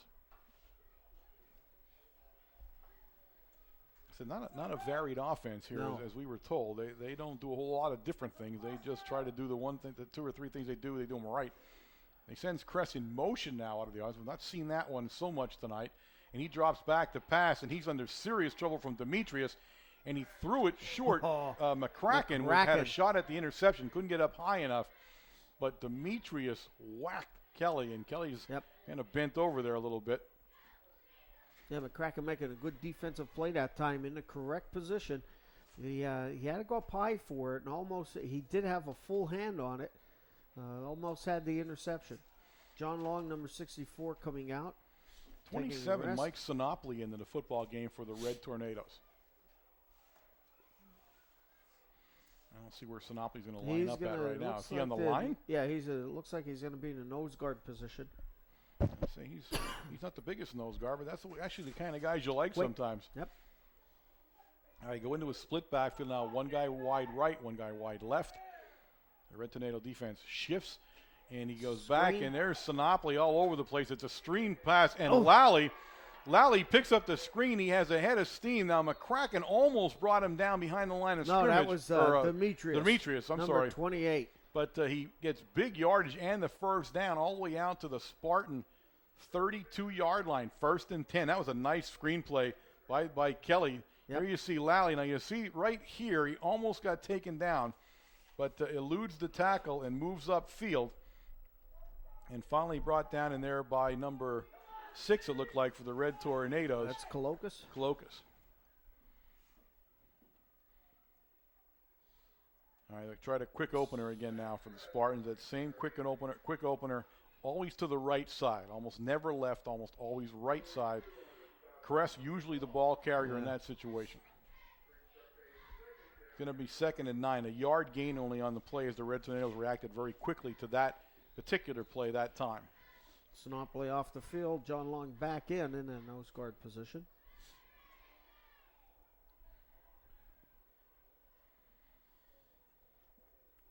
Spartans taking a little while in the huddle this time as they come out on a second. We'll call it second and 9. It's actually like 9.5 where they put the ball down at. And Kress will come in motion now towards the Red Tornado sideline. And Kelly goes back to pass, and he's looking for Kress. He has Kress, but Kress is buried down there by Colocus as soon as he caught the ball. Yep. As soon as he picked it up, he turned and looked to go downfield. But I'll tell you what, Colocus makes a great open field tackle on him. Hit him high and drove him right into the ground. That might be the first Here completion for the Spartans, I believe, As soon as he turns around, nice tackle. It'll bring up third down and 7 as he gained about 2 yards on the play. Sinopoli, number 27, back in the nose guard position for the Tornadoes. So the Tornadoes trying a little bit of quickness now at that center of the line instead of the bigness.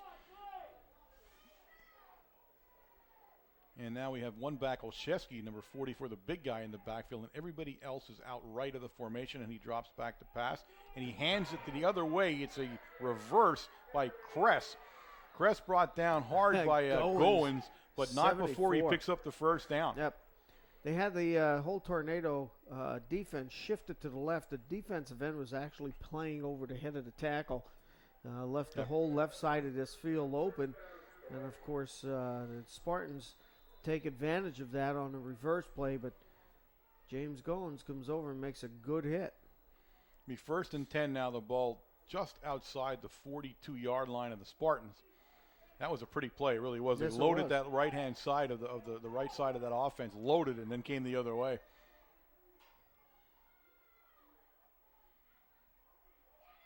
Kelly on the keeper now. It was supposed to be, and he Ball's dropped the up. ball again. That's the second time he's kept Yep. it on the option play, and he got hit and spun exactly the same way. And the Red Tornadoes, I believe, have recovered it. McCullum's holding the ball, and a flag is flown in the middle of the pile now. So it's 1st and 10. They have recovered it, but the flag is now, and that flag was after the play apparently. Little jawboning going on. I don't know what happened there. I don't know The guy that threw the flag was standing in the middle of the scrum there where the fumble was recovered, and here you see the call. An unsportsmanlike conduct call against the Red Tornadoes, and that is, again, I will not hesitate to say this, that is shocking that we continue to do stuff like that. I just don't understand that. We're up 35-6, and we get an unsportsmanlike call on a fumble recovery. You got to wonder here. I mean, again, that's a discipline thing. That truly That is. is. That's what it is. At this point in the season, you're looking to get into district playoffs. You're playing again against a team like Pottsville, and you pull a stunt like that, you just might end up losing the game. Going. So yeah, I'm just really disappointed that we continue to do. In every game, it seems we have 2 of them. well, last week we had quite a few. Yeah, we had a little more than 2 last week. On an extra point, we had one. Yeah. That didn't mean anything, which was even worse. Yep. All right, the ball back at the Red Tornado 42-yard line after he marked the penalty off. It's 1st and 10, and the Red Tornadoes look downfield, and he has his receiver, Demetrius, out of the backfield. Nice play, and Demetrius. He'll take it up to the Spartan 45-yard line, 1st and 10. Demetrius coming out of the backfield had the smarts. He found the open area, and of course Marcus sees him immediately and throws the ball and pick up of about 15 yards on that play. Yeah, we don't see that very often. Nope. We don't see the back out of the backfield that often, but he did it very well.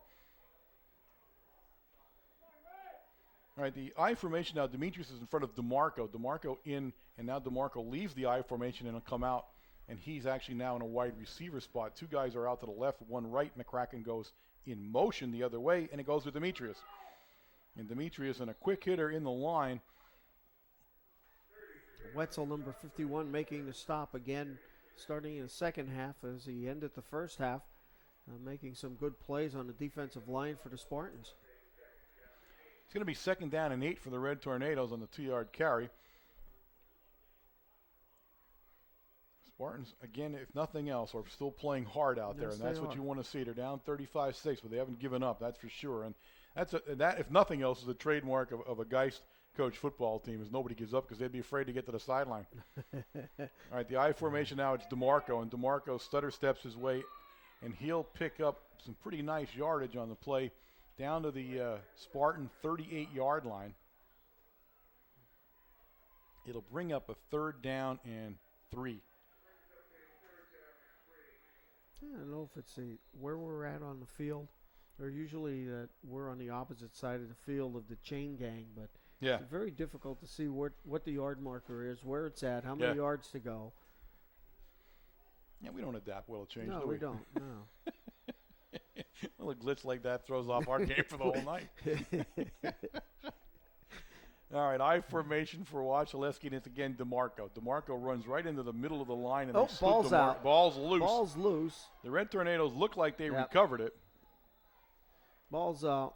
DeMarco trying to make some great second effort to pick up a little bit of yardage there that time.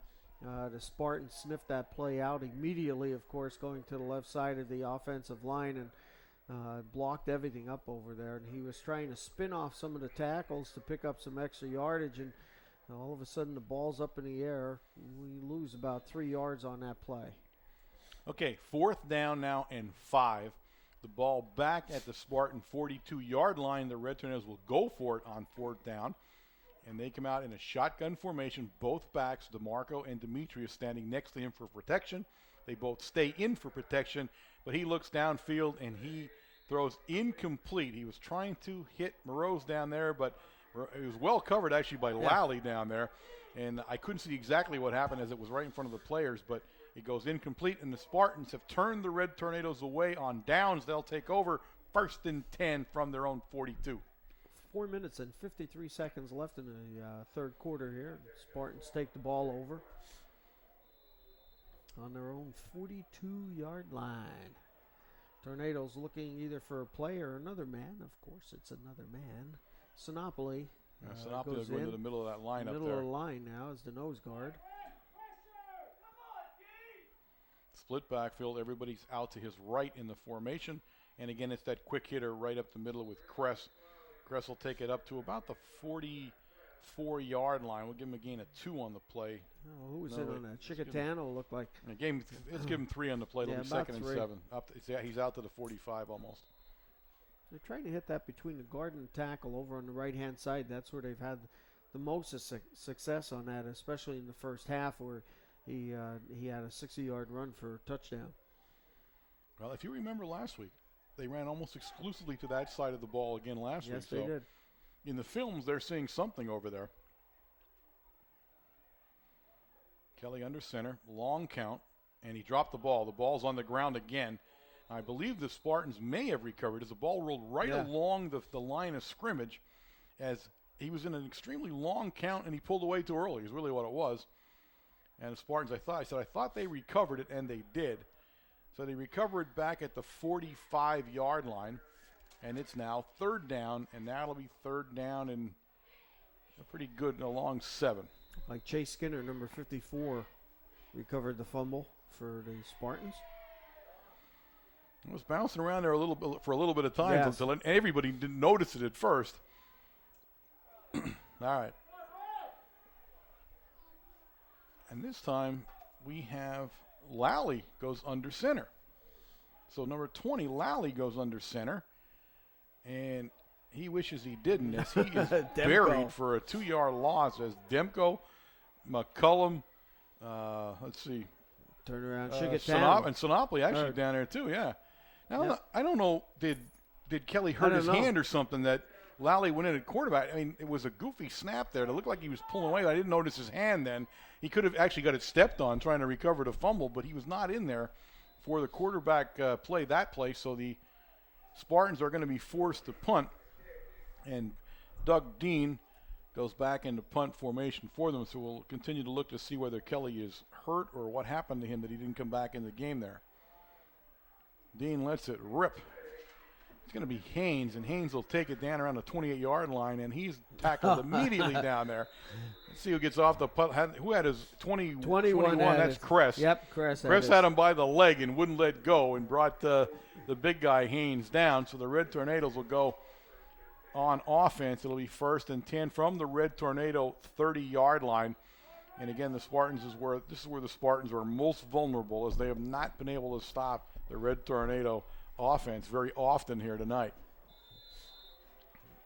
James Haynes of the Tornadoes here taking a rest. He hasn't been in the series. The last couple offensive series, we've had Demetrius carrying the ball and also DeMarco. And one back, and it goes to the quick opener to the one back in the backfield down there, and that should be, I believe, Demetrius, and it is. Demetrius will pick up, give him 3 yards on the play. It'll bring up 2nd down and 7. DeMarco back in, along with Kovaleski, number 1.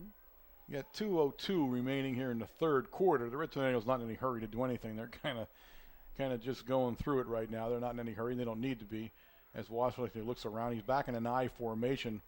The strength is to the left, and that's which way he goes. He pitches it to DeMarco. DeMarco turns it upfield along the Spartan sideline. DeMarco got a head of steam on him. And DeMarco is loose on the sideline. He'll be brought down finally in Spartan territory, but all the way up at the Spartan 48-yard line. He was pinned on the sideline. He couldn't go anywhere. Exactly what happened. He tried to elude the tackler and steps out of bounds over on the in front of the bench of the Spartans. A nice run by DeMarco now as McCracken goes into that Red Tornado lineup with the play.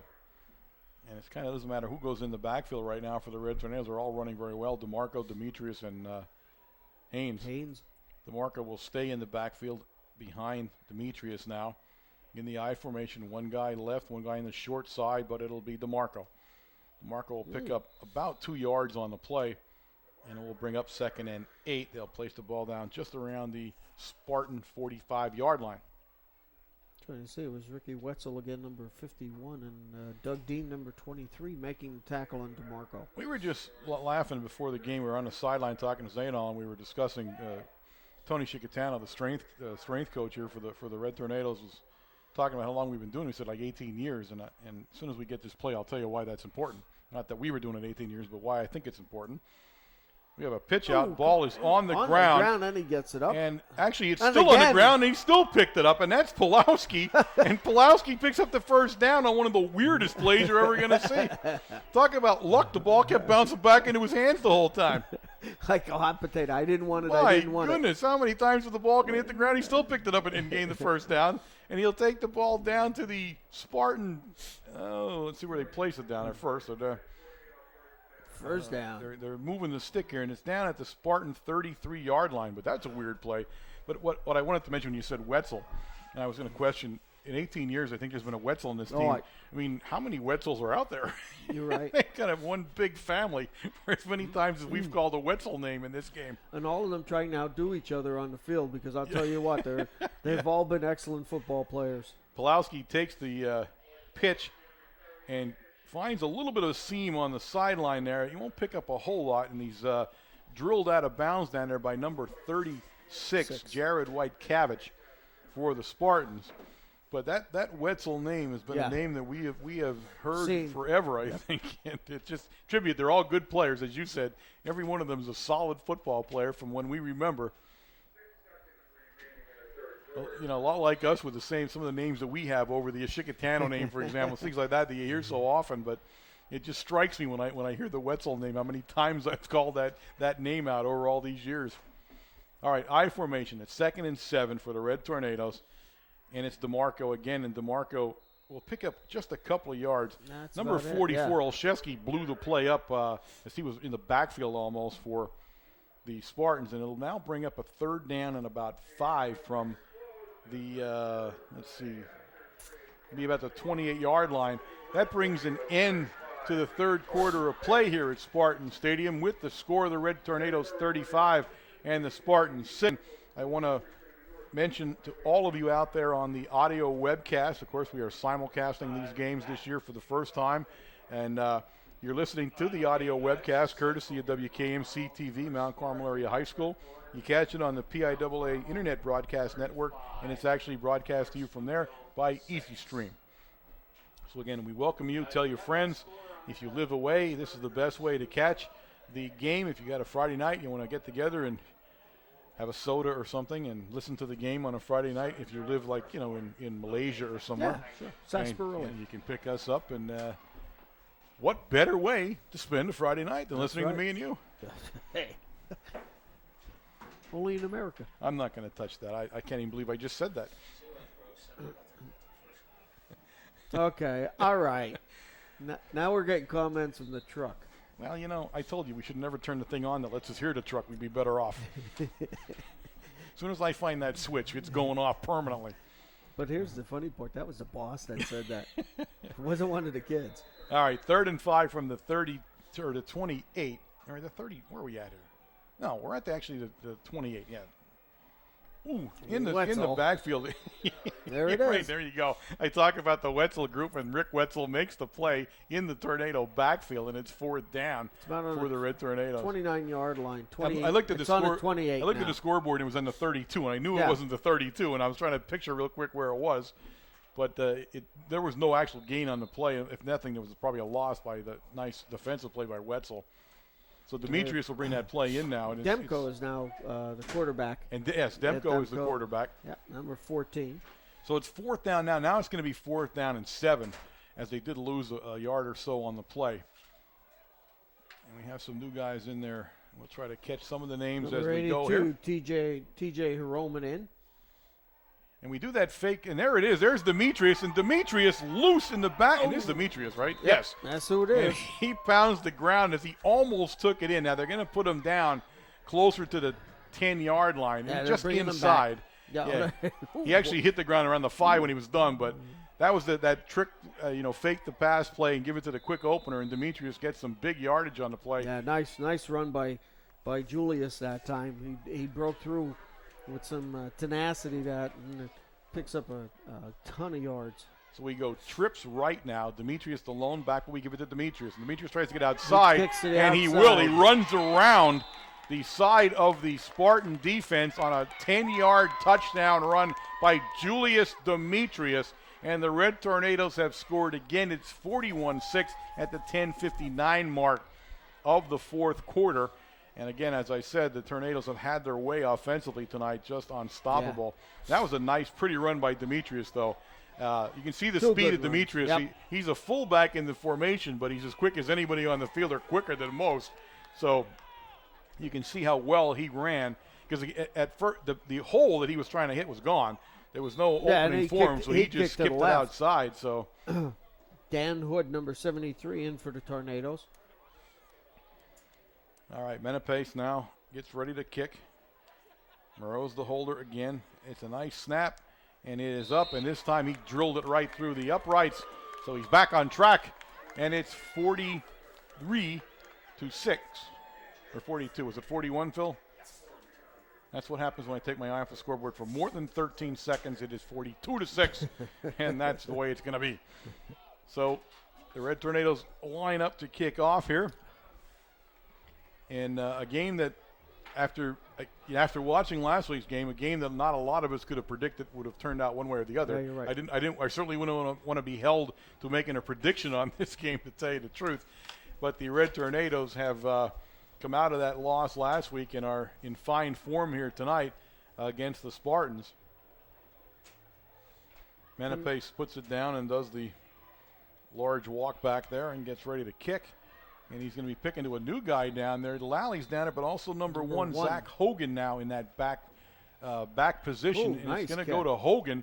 And Hogan on the fly at the 15. And Hogan comes upfield, and he's going to be stopped in there by number 24 for the Red Tornadoes. It's Hepler. He's all over the place on special teams. I think Hepler made every tackle. So Hepler, but I'll tell you what, Hogan had himself ahead of steam. Yes, he did. When he took off. That's the first we've seen Hogan in the football game for the Spartans. But made a nice run for the Spartans, and they have the ball out at their 35-yard line, where it's 1st and 10.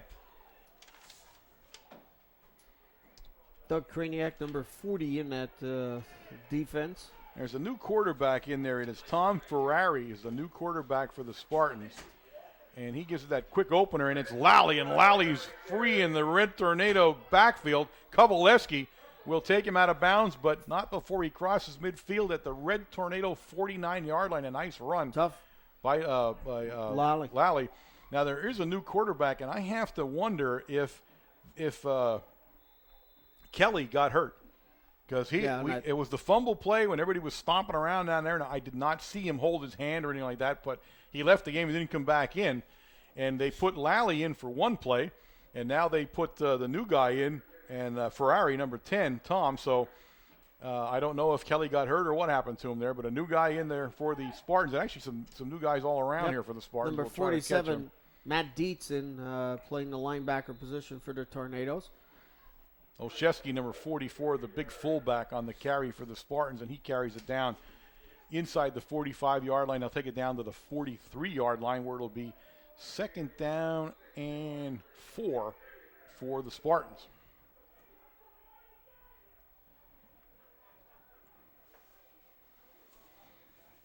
All right, Ferrari got him lined up. He has a split backfield in back of him, and that's pretty much what they played the entire game. Yep. Everybody's out to his left in the formation, but he hands it to the big guy, and this time they stop him. Steck makes the tackle. He's down on the bottom of that pile there. He makes the tackle. Get some help down there from 47 down there for the Red Tornadoes, and that's Matt Dietz. He had some help on the play from him, so it'll bring up a 3rd down now. Give him a yard on the play. It's 3rd down, and actually 3rd down about 2. Give him 2 yards on the play if it's 3rd down and 2.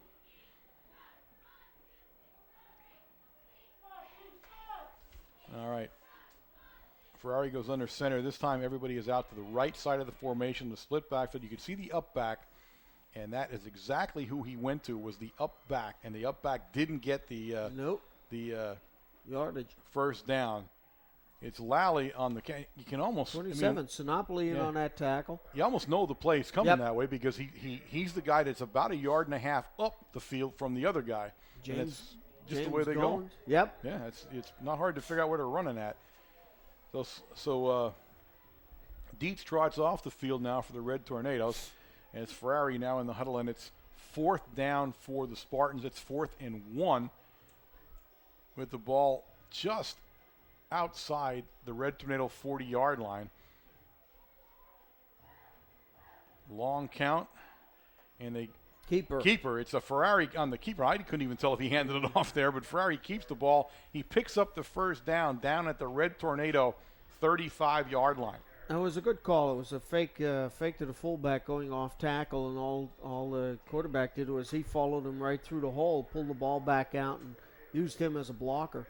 Now, Ferrari's a sophomore here. This is a very young team. If you take a look down their roster, Kelly's a junior, the first quarterback we saw, the bigger kid. He's a little bit bigger than Ferrari here as far as stature goes. And I said, I just don't know what happened to him. I don't know if he got hurt or what. But he fumbled the ball coming out of the center. That was the last time we saw him. Ferrari, a very poised-looking quarterback here as he comes into the game. He has his two guys split in the backfield. Now they're evenly split, if you notice, and no one's in front of the other one. And that play goes nowhere. Yeah, the Red Tornadoes saw that one coming, and he actually bumped into each other. DeMarco, Sinopoli, and Demetrius. Yep. Getting up off that pile that time. But that was a play that didn't look that pretty to the Spartan side of the ball. It'll bring up a 2nd down, and we'll just call 2nd and 10. He got pretty close to the line of scrimmage there. 6:51 counting here in the 4th quarter. 47, Matt Dietz goes into the lineup for the Tornadoes. Number 4 is in there also, Eddie Stewart. Eddie Stewart back after an injury right after the Southern Columbia game and the JV game, I guess. So he is now back at that safety position for the Red Tornadoes. 63, Billy Stewart's in the nose guard position. A lot of Stewart's floating around here. Okay, we pitch it out to Lally. Lally's got himself some room here, and Lally's going to go downfield. He'll be stopped in there by number 1, Kovaleski, with some help from Stewart, but he picks up a big gain, and he's at the Red Tornado 21-yard line where we 1st and 10 Spartans. There you see the replay, and this was a nice play as Demetrius forced the pitch, but he got it past Demetrius to Lally, and you can see Lally's not a bad runner. Him and Kress are both two hard runners, and he lowers his head there along the sideline and picks up the first down. James Goins now comes off. Number 62 takes his position. Urbanovich, Brat. Mark Minnig into the game for the Red Tornadoes on defense also now as he has two guys split wide to the left, and he keeps it again. And this time the Red Tornadoes read it. Number 71 for the Red Tornadoes. Nice play. Justin Augustine. And Justin Augustine was at supper club last night. Oh, was he? His parents sat at the table with us. He must not have heard about us. Oh, well. They actually sat there with us has to be. without being forced to sit with us. So that's actually a given. There was probably no more chairs left, and they were forced. You're right. All right, that's enough of that. It's 2nd down and 8 for the Spartans. Again, a split backfield, an evenly split backfield. The same split out to that left that he is going to pitch it now. And this time Lally's in trouble. And Lally was actually the guy that forced that play was number 3 for the Red Tornadoes, Mark Minnig, as he read the play instantly and forced him in. And once he forced him in, it was all over. Number 78, Mitchell Matt Lavage comes into the lineup for the Tornadoes. Under 5 minutes to play here now at Spartan Stadium. It's 3rd down and 8 for the Spartans. Actually, it's 3rd down and 10 for the Spartans. It's not really 8, it's 10. As Ferrari will bring him up, he stays under center in a split backfield. This time the formation is out to the right, and for the first time he drops back to pass, and he got his man down there, and he fumbled it and recovered it. He hit number 2, Steve Ennis. Ennis got hit, fumbled the ball, and picked it back up again. So it'll be down. It's not going to be a first down, I don't think. Let me see where they finally put it. It's around an 11-yard line, but I don't know if he picked it up yet or not. No, it's going to be 4th down and a short one, just not quite 1 yard for the first down. The ball would be at the 12, right? Yes, right. 12. Ball's at the 12. and it'll be 4th down and just a little bit less than 1 for the first down. Justin Latour, number 11, playing the right cornerback position for the Tornadoes. All right, we go into a split backfield now. Ferrari looks around and he gives it to they brought a bigger back in there, number 36 they brought in. That's Jared White-Cabot, 6'1", 190-pounder. And I believe he's going to pick up the first down at right at the 10-yard line. And they do signal first down, so it's 1st and goal because the ball is sitting squarely on the 10-yard line. It looked like Matt Deese, number 47, making that stop. All right, Olszewski comes in, and White-Cabot, who just picked up the first down, leaves for the Spartans. And it will be... Doug Kraniak is playing the right linebacker position for the Tornadoes, or left. All right, split backfield, one guy right, one guy left. White-Cabot the pass. He's looking for it in the corner, and he's got his man. That's Steve Ennis down there, number 2 for the Spartans, and he will score at the 3:18 mark, and it is now the Red Tornadoes 42, Spartans 12. Nice timing pass. Yeah, here you see the replay. Put that right up there. That was a perfect pass by Ferrari. Really was. That was a pretty pass, and Ennis did a nice job to adjust a little bit to it and bring it in for the touchdown. All right, the Spartans now in, and it looks like the Spartans will go for 2. Maybe not. No, I don't know if they're going for 2 or not here. 11's trotting in there, so it looks like 11 is Gates. He's the kicker. So, no, I was going to say, where do they go for 2 now? I mean, I'm trying to think, what were you doing? But my mistake is I didn't realize that Lally was the holder. That's why he was standing there. The ball is up. Flags are flying all over the place, and Gates missed it. I don't know if we went offside or they did. We did. Okay, we went off. I was going to say, I don't know who did what there. But they'll replay the attempt, and now the Spartans might be thinking differently as Lally has run all the way over to the sideline to talk to Coach Geist. Olszewski, 44, the big guy, comes trotting back in. And I'm not sure. I don't know. Well, no one came out of the lineup, right? Nope. So they were actually short a guy on the extra point attempt. That's what they were doing. So now, now they're going to try with 11 guys. It's a lot easier that way, folks. And this time Gates puts it up and he drills it through. So the score will move out to 42-13 in favor of the Red Tornadoes at the 3:18 mark. But Olszewski was not in the lineup the first time, and that's why he went down and called and said, we're missing a guy here. We only have 10 guys. And I'm sure that Coach Geist isn't real receptive to finding out that someone didn't run out for the extra point attempt. That's not going to be pretty on Monday Films, believe me.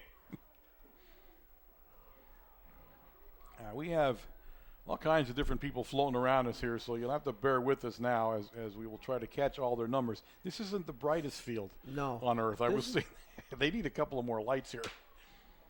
This is like the Tawanda field in the playoff game. Well, not quite Tawanda because that was like night vision at Tawanda. Well, that's yeah, we should have had night vision goggles to call that game. All right, Gates will line it up here to the Red Tornadoes, and he's now kicking deep to a 3-deep formation, Wayne, and I believe it's Pulowski's in the middle. I don't know who is flanking him right now. Puts it up, and it's going to go to the guy that I don't know who is flanking him. Pulowski in front of him. And Sinopoli. Actually, Sinopoli's a pretty versatile guy now, isn't he? He kind of moves all over the place, and he brings it up for the Red Tornadoes, up to the Red Tornado 33-yard line where it's 1st and 10. We will see who goes in offensively for the Red Tornadoes. There'll be a whole group of different people floating by them in there now. 53 in there, Dennis Tolan. Demko will remain the 73, quarterback. Dan Hood. 71, Justin Augustine. I tell you what, the second group's a pretty big group. Look at the size of this group here. That might be bigger than the first group. All right, I formation.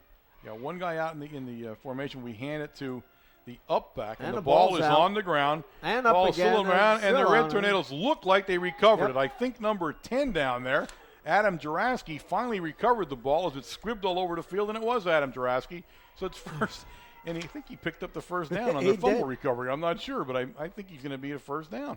Number 11, Justin Latour in. Number 12, Tony Rossi. All right, it's second down and less than a yard, so Juraski didn't. Here you see the ball come out, and then you're going to see it bouncing all over the place, and somebody kicks it, and it gets even further out. Sure. And now finally he drops it.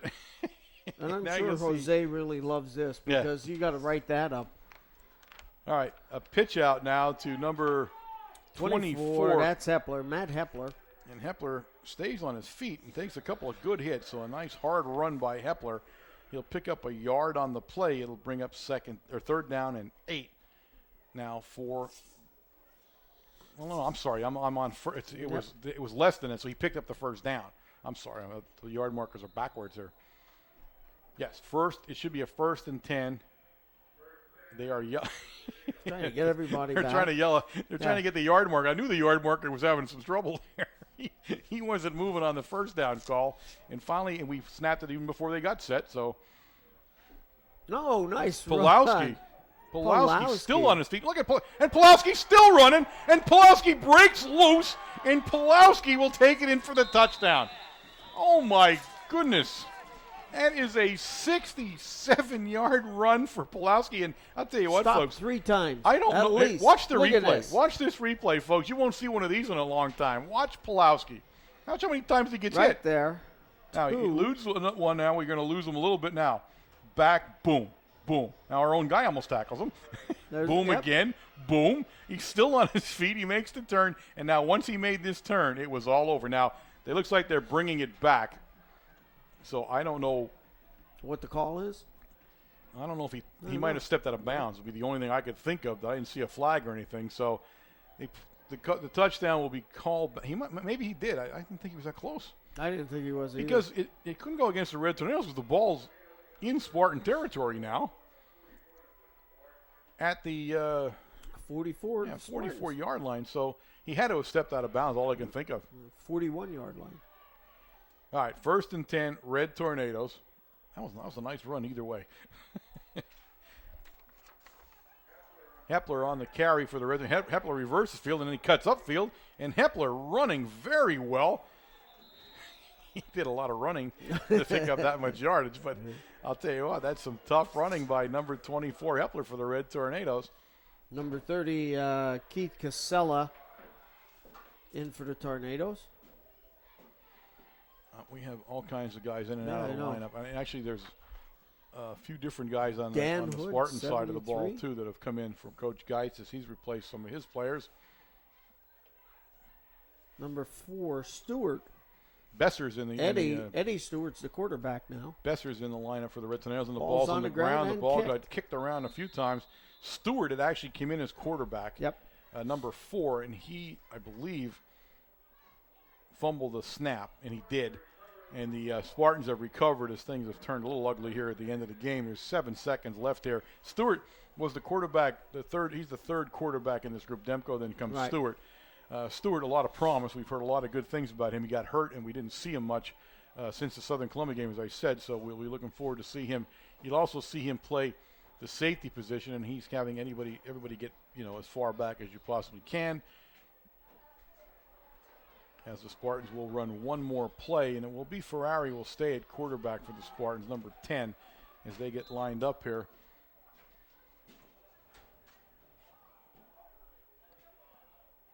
And he'll go, for the first time tonight, they go into an I formation. The last play of the game, they're in an I. Oh, that's interesting for the Spartans. And he goes back to pass. He lets it rip down there, and he threw it too far. And it's going to be broken up. Number 11 down there for the Red Tornadoes. Justin Latour breaks the play up. And that, ladies and gentlemen, is all she wrote from Spartan Stadium tonight. The Red Tornadoes walk away with a 42-13 win. The Spartans fall to 0-7. The Red Tornadoes move out to 4-3. They stay perilously in the District 4 hunt. We will see how that all plays out right now. They had their destiny in their hands before they got to Chichester and threw that one out the door, so they now need to see what everybody else is doing. If they continue to win, it's pretty much a no-brainer they stay in, but they've got you got Pottsville and you got Selinsgrove coming up, so I'm not sure where that'll turn out. Again, those of you who listen to us on the audio webcast, we say thanks again for joining us. You joined us courtesy of WKMC TV. You were brought to us by the PIAA Broadcast Network, and of course they are brought to you by Easy Stream Broadcast. So thanks again for tuning in to us. We will see you, of course, next week with Schuylkill. We'll wait here for Jose as he's getting almost, in fact, he's pretty close to being ready there. He so is ready. we will, Jose down on the sideline. We'll get ready to hear the final game stats. They should be some real interesting offensive stats for the Red Tornadoes tonight as they played a whale of a game offensively.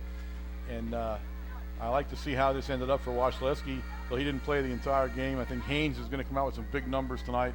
And I think the offense completely I think all around, I think it was a well-played game by the Tornadoes, especially after last week. They ran the ball, blocked very well defensively.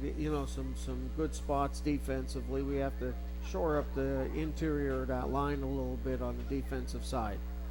Okay, can you hear us? Yeah, I'm with you. All right, go ahead. North Schuylkill, real quick, 40 rushes for 169 yards, so it's a little more than we would have liked, but 55 of that came on one play, so it wasn't all that bad. And passing 4 of 8 for 39 yards, 15 first downs for North Schuylkill.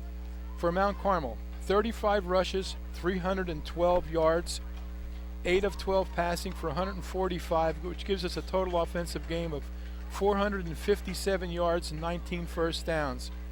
Marcus finished 8 of 12 for 145, with Moreau 6 for 114, Justin Pulowski 1 for 18, and Julius Demetrius 1 for 13. On the rushing side, I heard you mention James Haynes. You expected some big numbers. You're getting big numbers, but the interesting thing is he had 5 carries tonight. How was that? 5 carries, 145 yards. It's a nice average. It's pretty close to a single game record, but I think it just misses by maybe a yard or 2. But I think that's Damian Chicotanos from back in 2001 or something. Julius 8 for 49. Justin Pulowski 6 for 72. Dave DeMarco 9 for 33. Matt Hepler 2 for 7. So we did move the ball tonight. I'm sure Mike's going to be happy with 457. Like you guys talked about before, offensively is not a problem. Yeah. Was Coach trying to save James Haynes a little bit, save his legs for the games coming up? I think he wanted to get other people some carries too, and develop our backups and get them quality time. We got a lot of people quality time tonight. If you noticed, I mean, it made it for a little bit ragtag, but it was because we were mixing subs in with starters, and we had different groups of people there the whole second half. But I think it's better to play that way. And they were a little worried about throwing a whole new defense in, and North Schuylkill didn't have much to sub, and they kept running that option, and it was a little bit difficult, and they didn't want to just throw the young kids to the wolves. And I think they did a nice job in getting everybody in the football game tonight. I'll say the last run by Pulowski, did he step out of bounds? Or no, what? There was a personal foul. Oh, I didn't see the foul. Or I a never saw the block, penalty. or a block in the back or something. It was something down here, and they marked it off real quick. They didn't even do it the right way, but was that a heck of a run or what? Oh, my goodness, that was fantastic. You talk about Tale of Two Cities, and, Justin struggled a little bit last week down in Chichester, but tonight, I mean, did you see the play where he recovered his own fumble twice on the same play? Yeah, we were laughing. Yeah, we enjoyed that. For 5 minutes. It just shows the kind of hands that he has and the kind of ability that he has. And this run was an awesome run, and I don't even know how he did that. And he did it on his own after the first couple of yards. But he's going to be a good one. I mean, we showed a lot of good signs tonight. Julius ran tough. James ran tough. Dave DeMarco ran tough. I mean, we did a nice job tonight. Yeah, you can't. No complaints here at all. Absolutely a standout job. And again, we talked about it ourselves here, and you were with me last night at Supper Club. And obviously, you look at last week, and you had to wonder what they were thinking. You had to wonder how they come out, because it's not a given you come out breathing fire after that. You could have went the other way, and just been so demoralized by it that you couldn't get yourself picked up again. But I would have to say now, the Spartans were the perfect combination here to be playing, as obviously they are short in numbers, and we talked about the program having some tough times, but it was the kind of game that you want to play coming off that loss and set yourself up. Schuylkill said we have a bit of a grudge going there, so we have something to play for next week. We have to make up for last year's game. Right. There's no question about that. But, Warren, there's a good group of kids here, and I knew they'd bounce back. And I think if they play up to their capabilities, we're going to still end up with a real nice football season. Oh, yeah.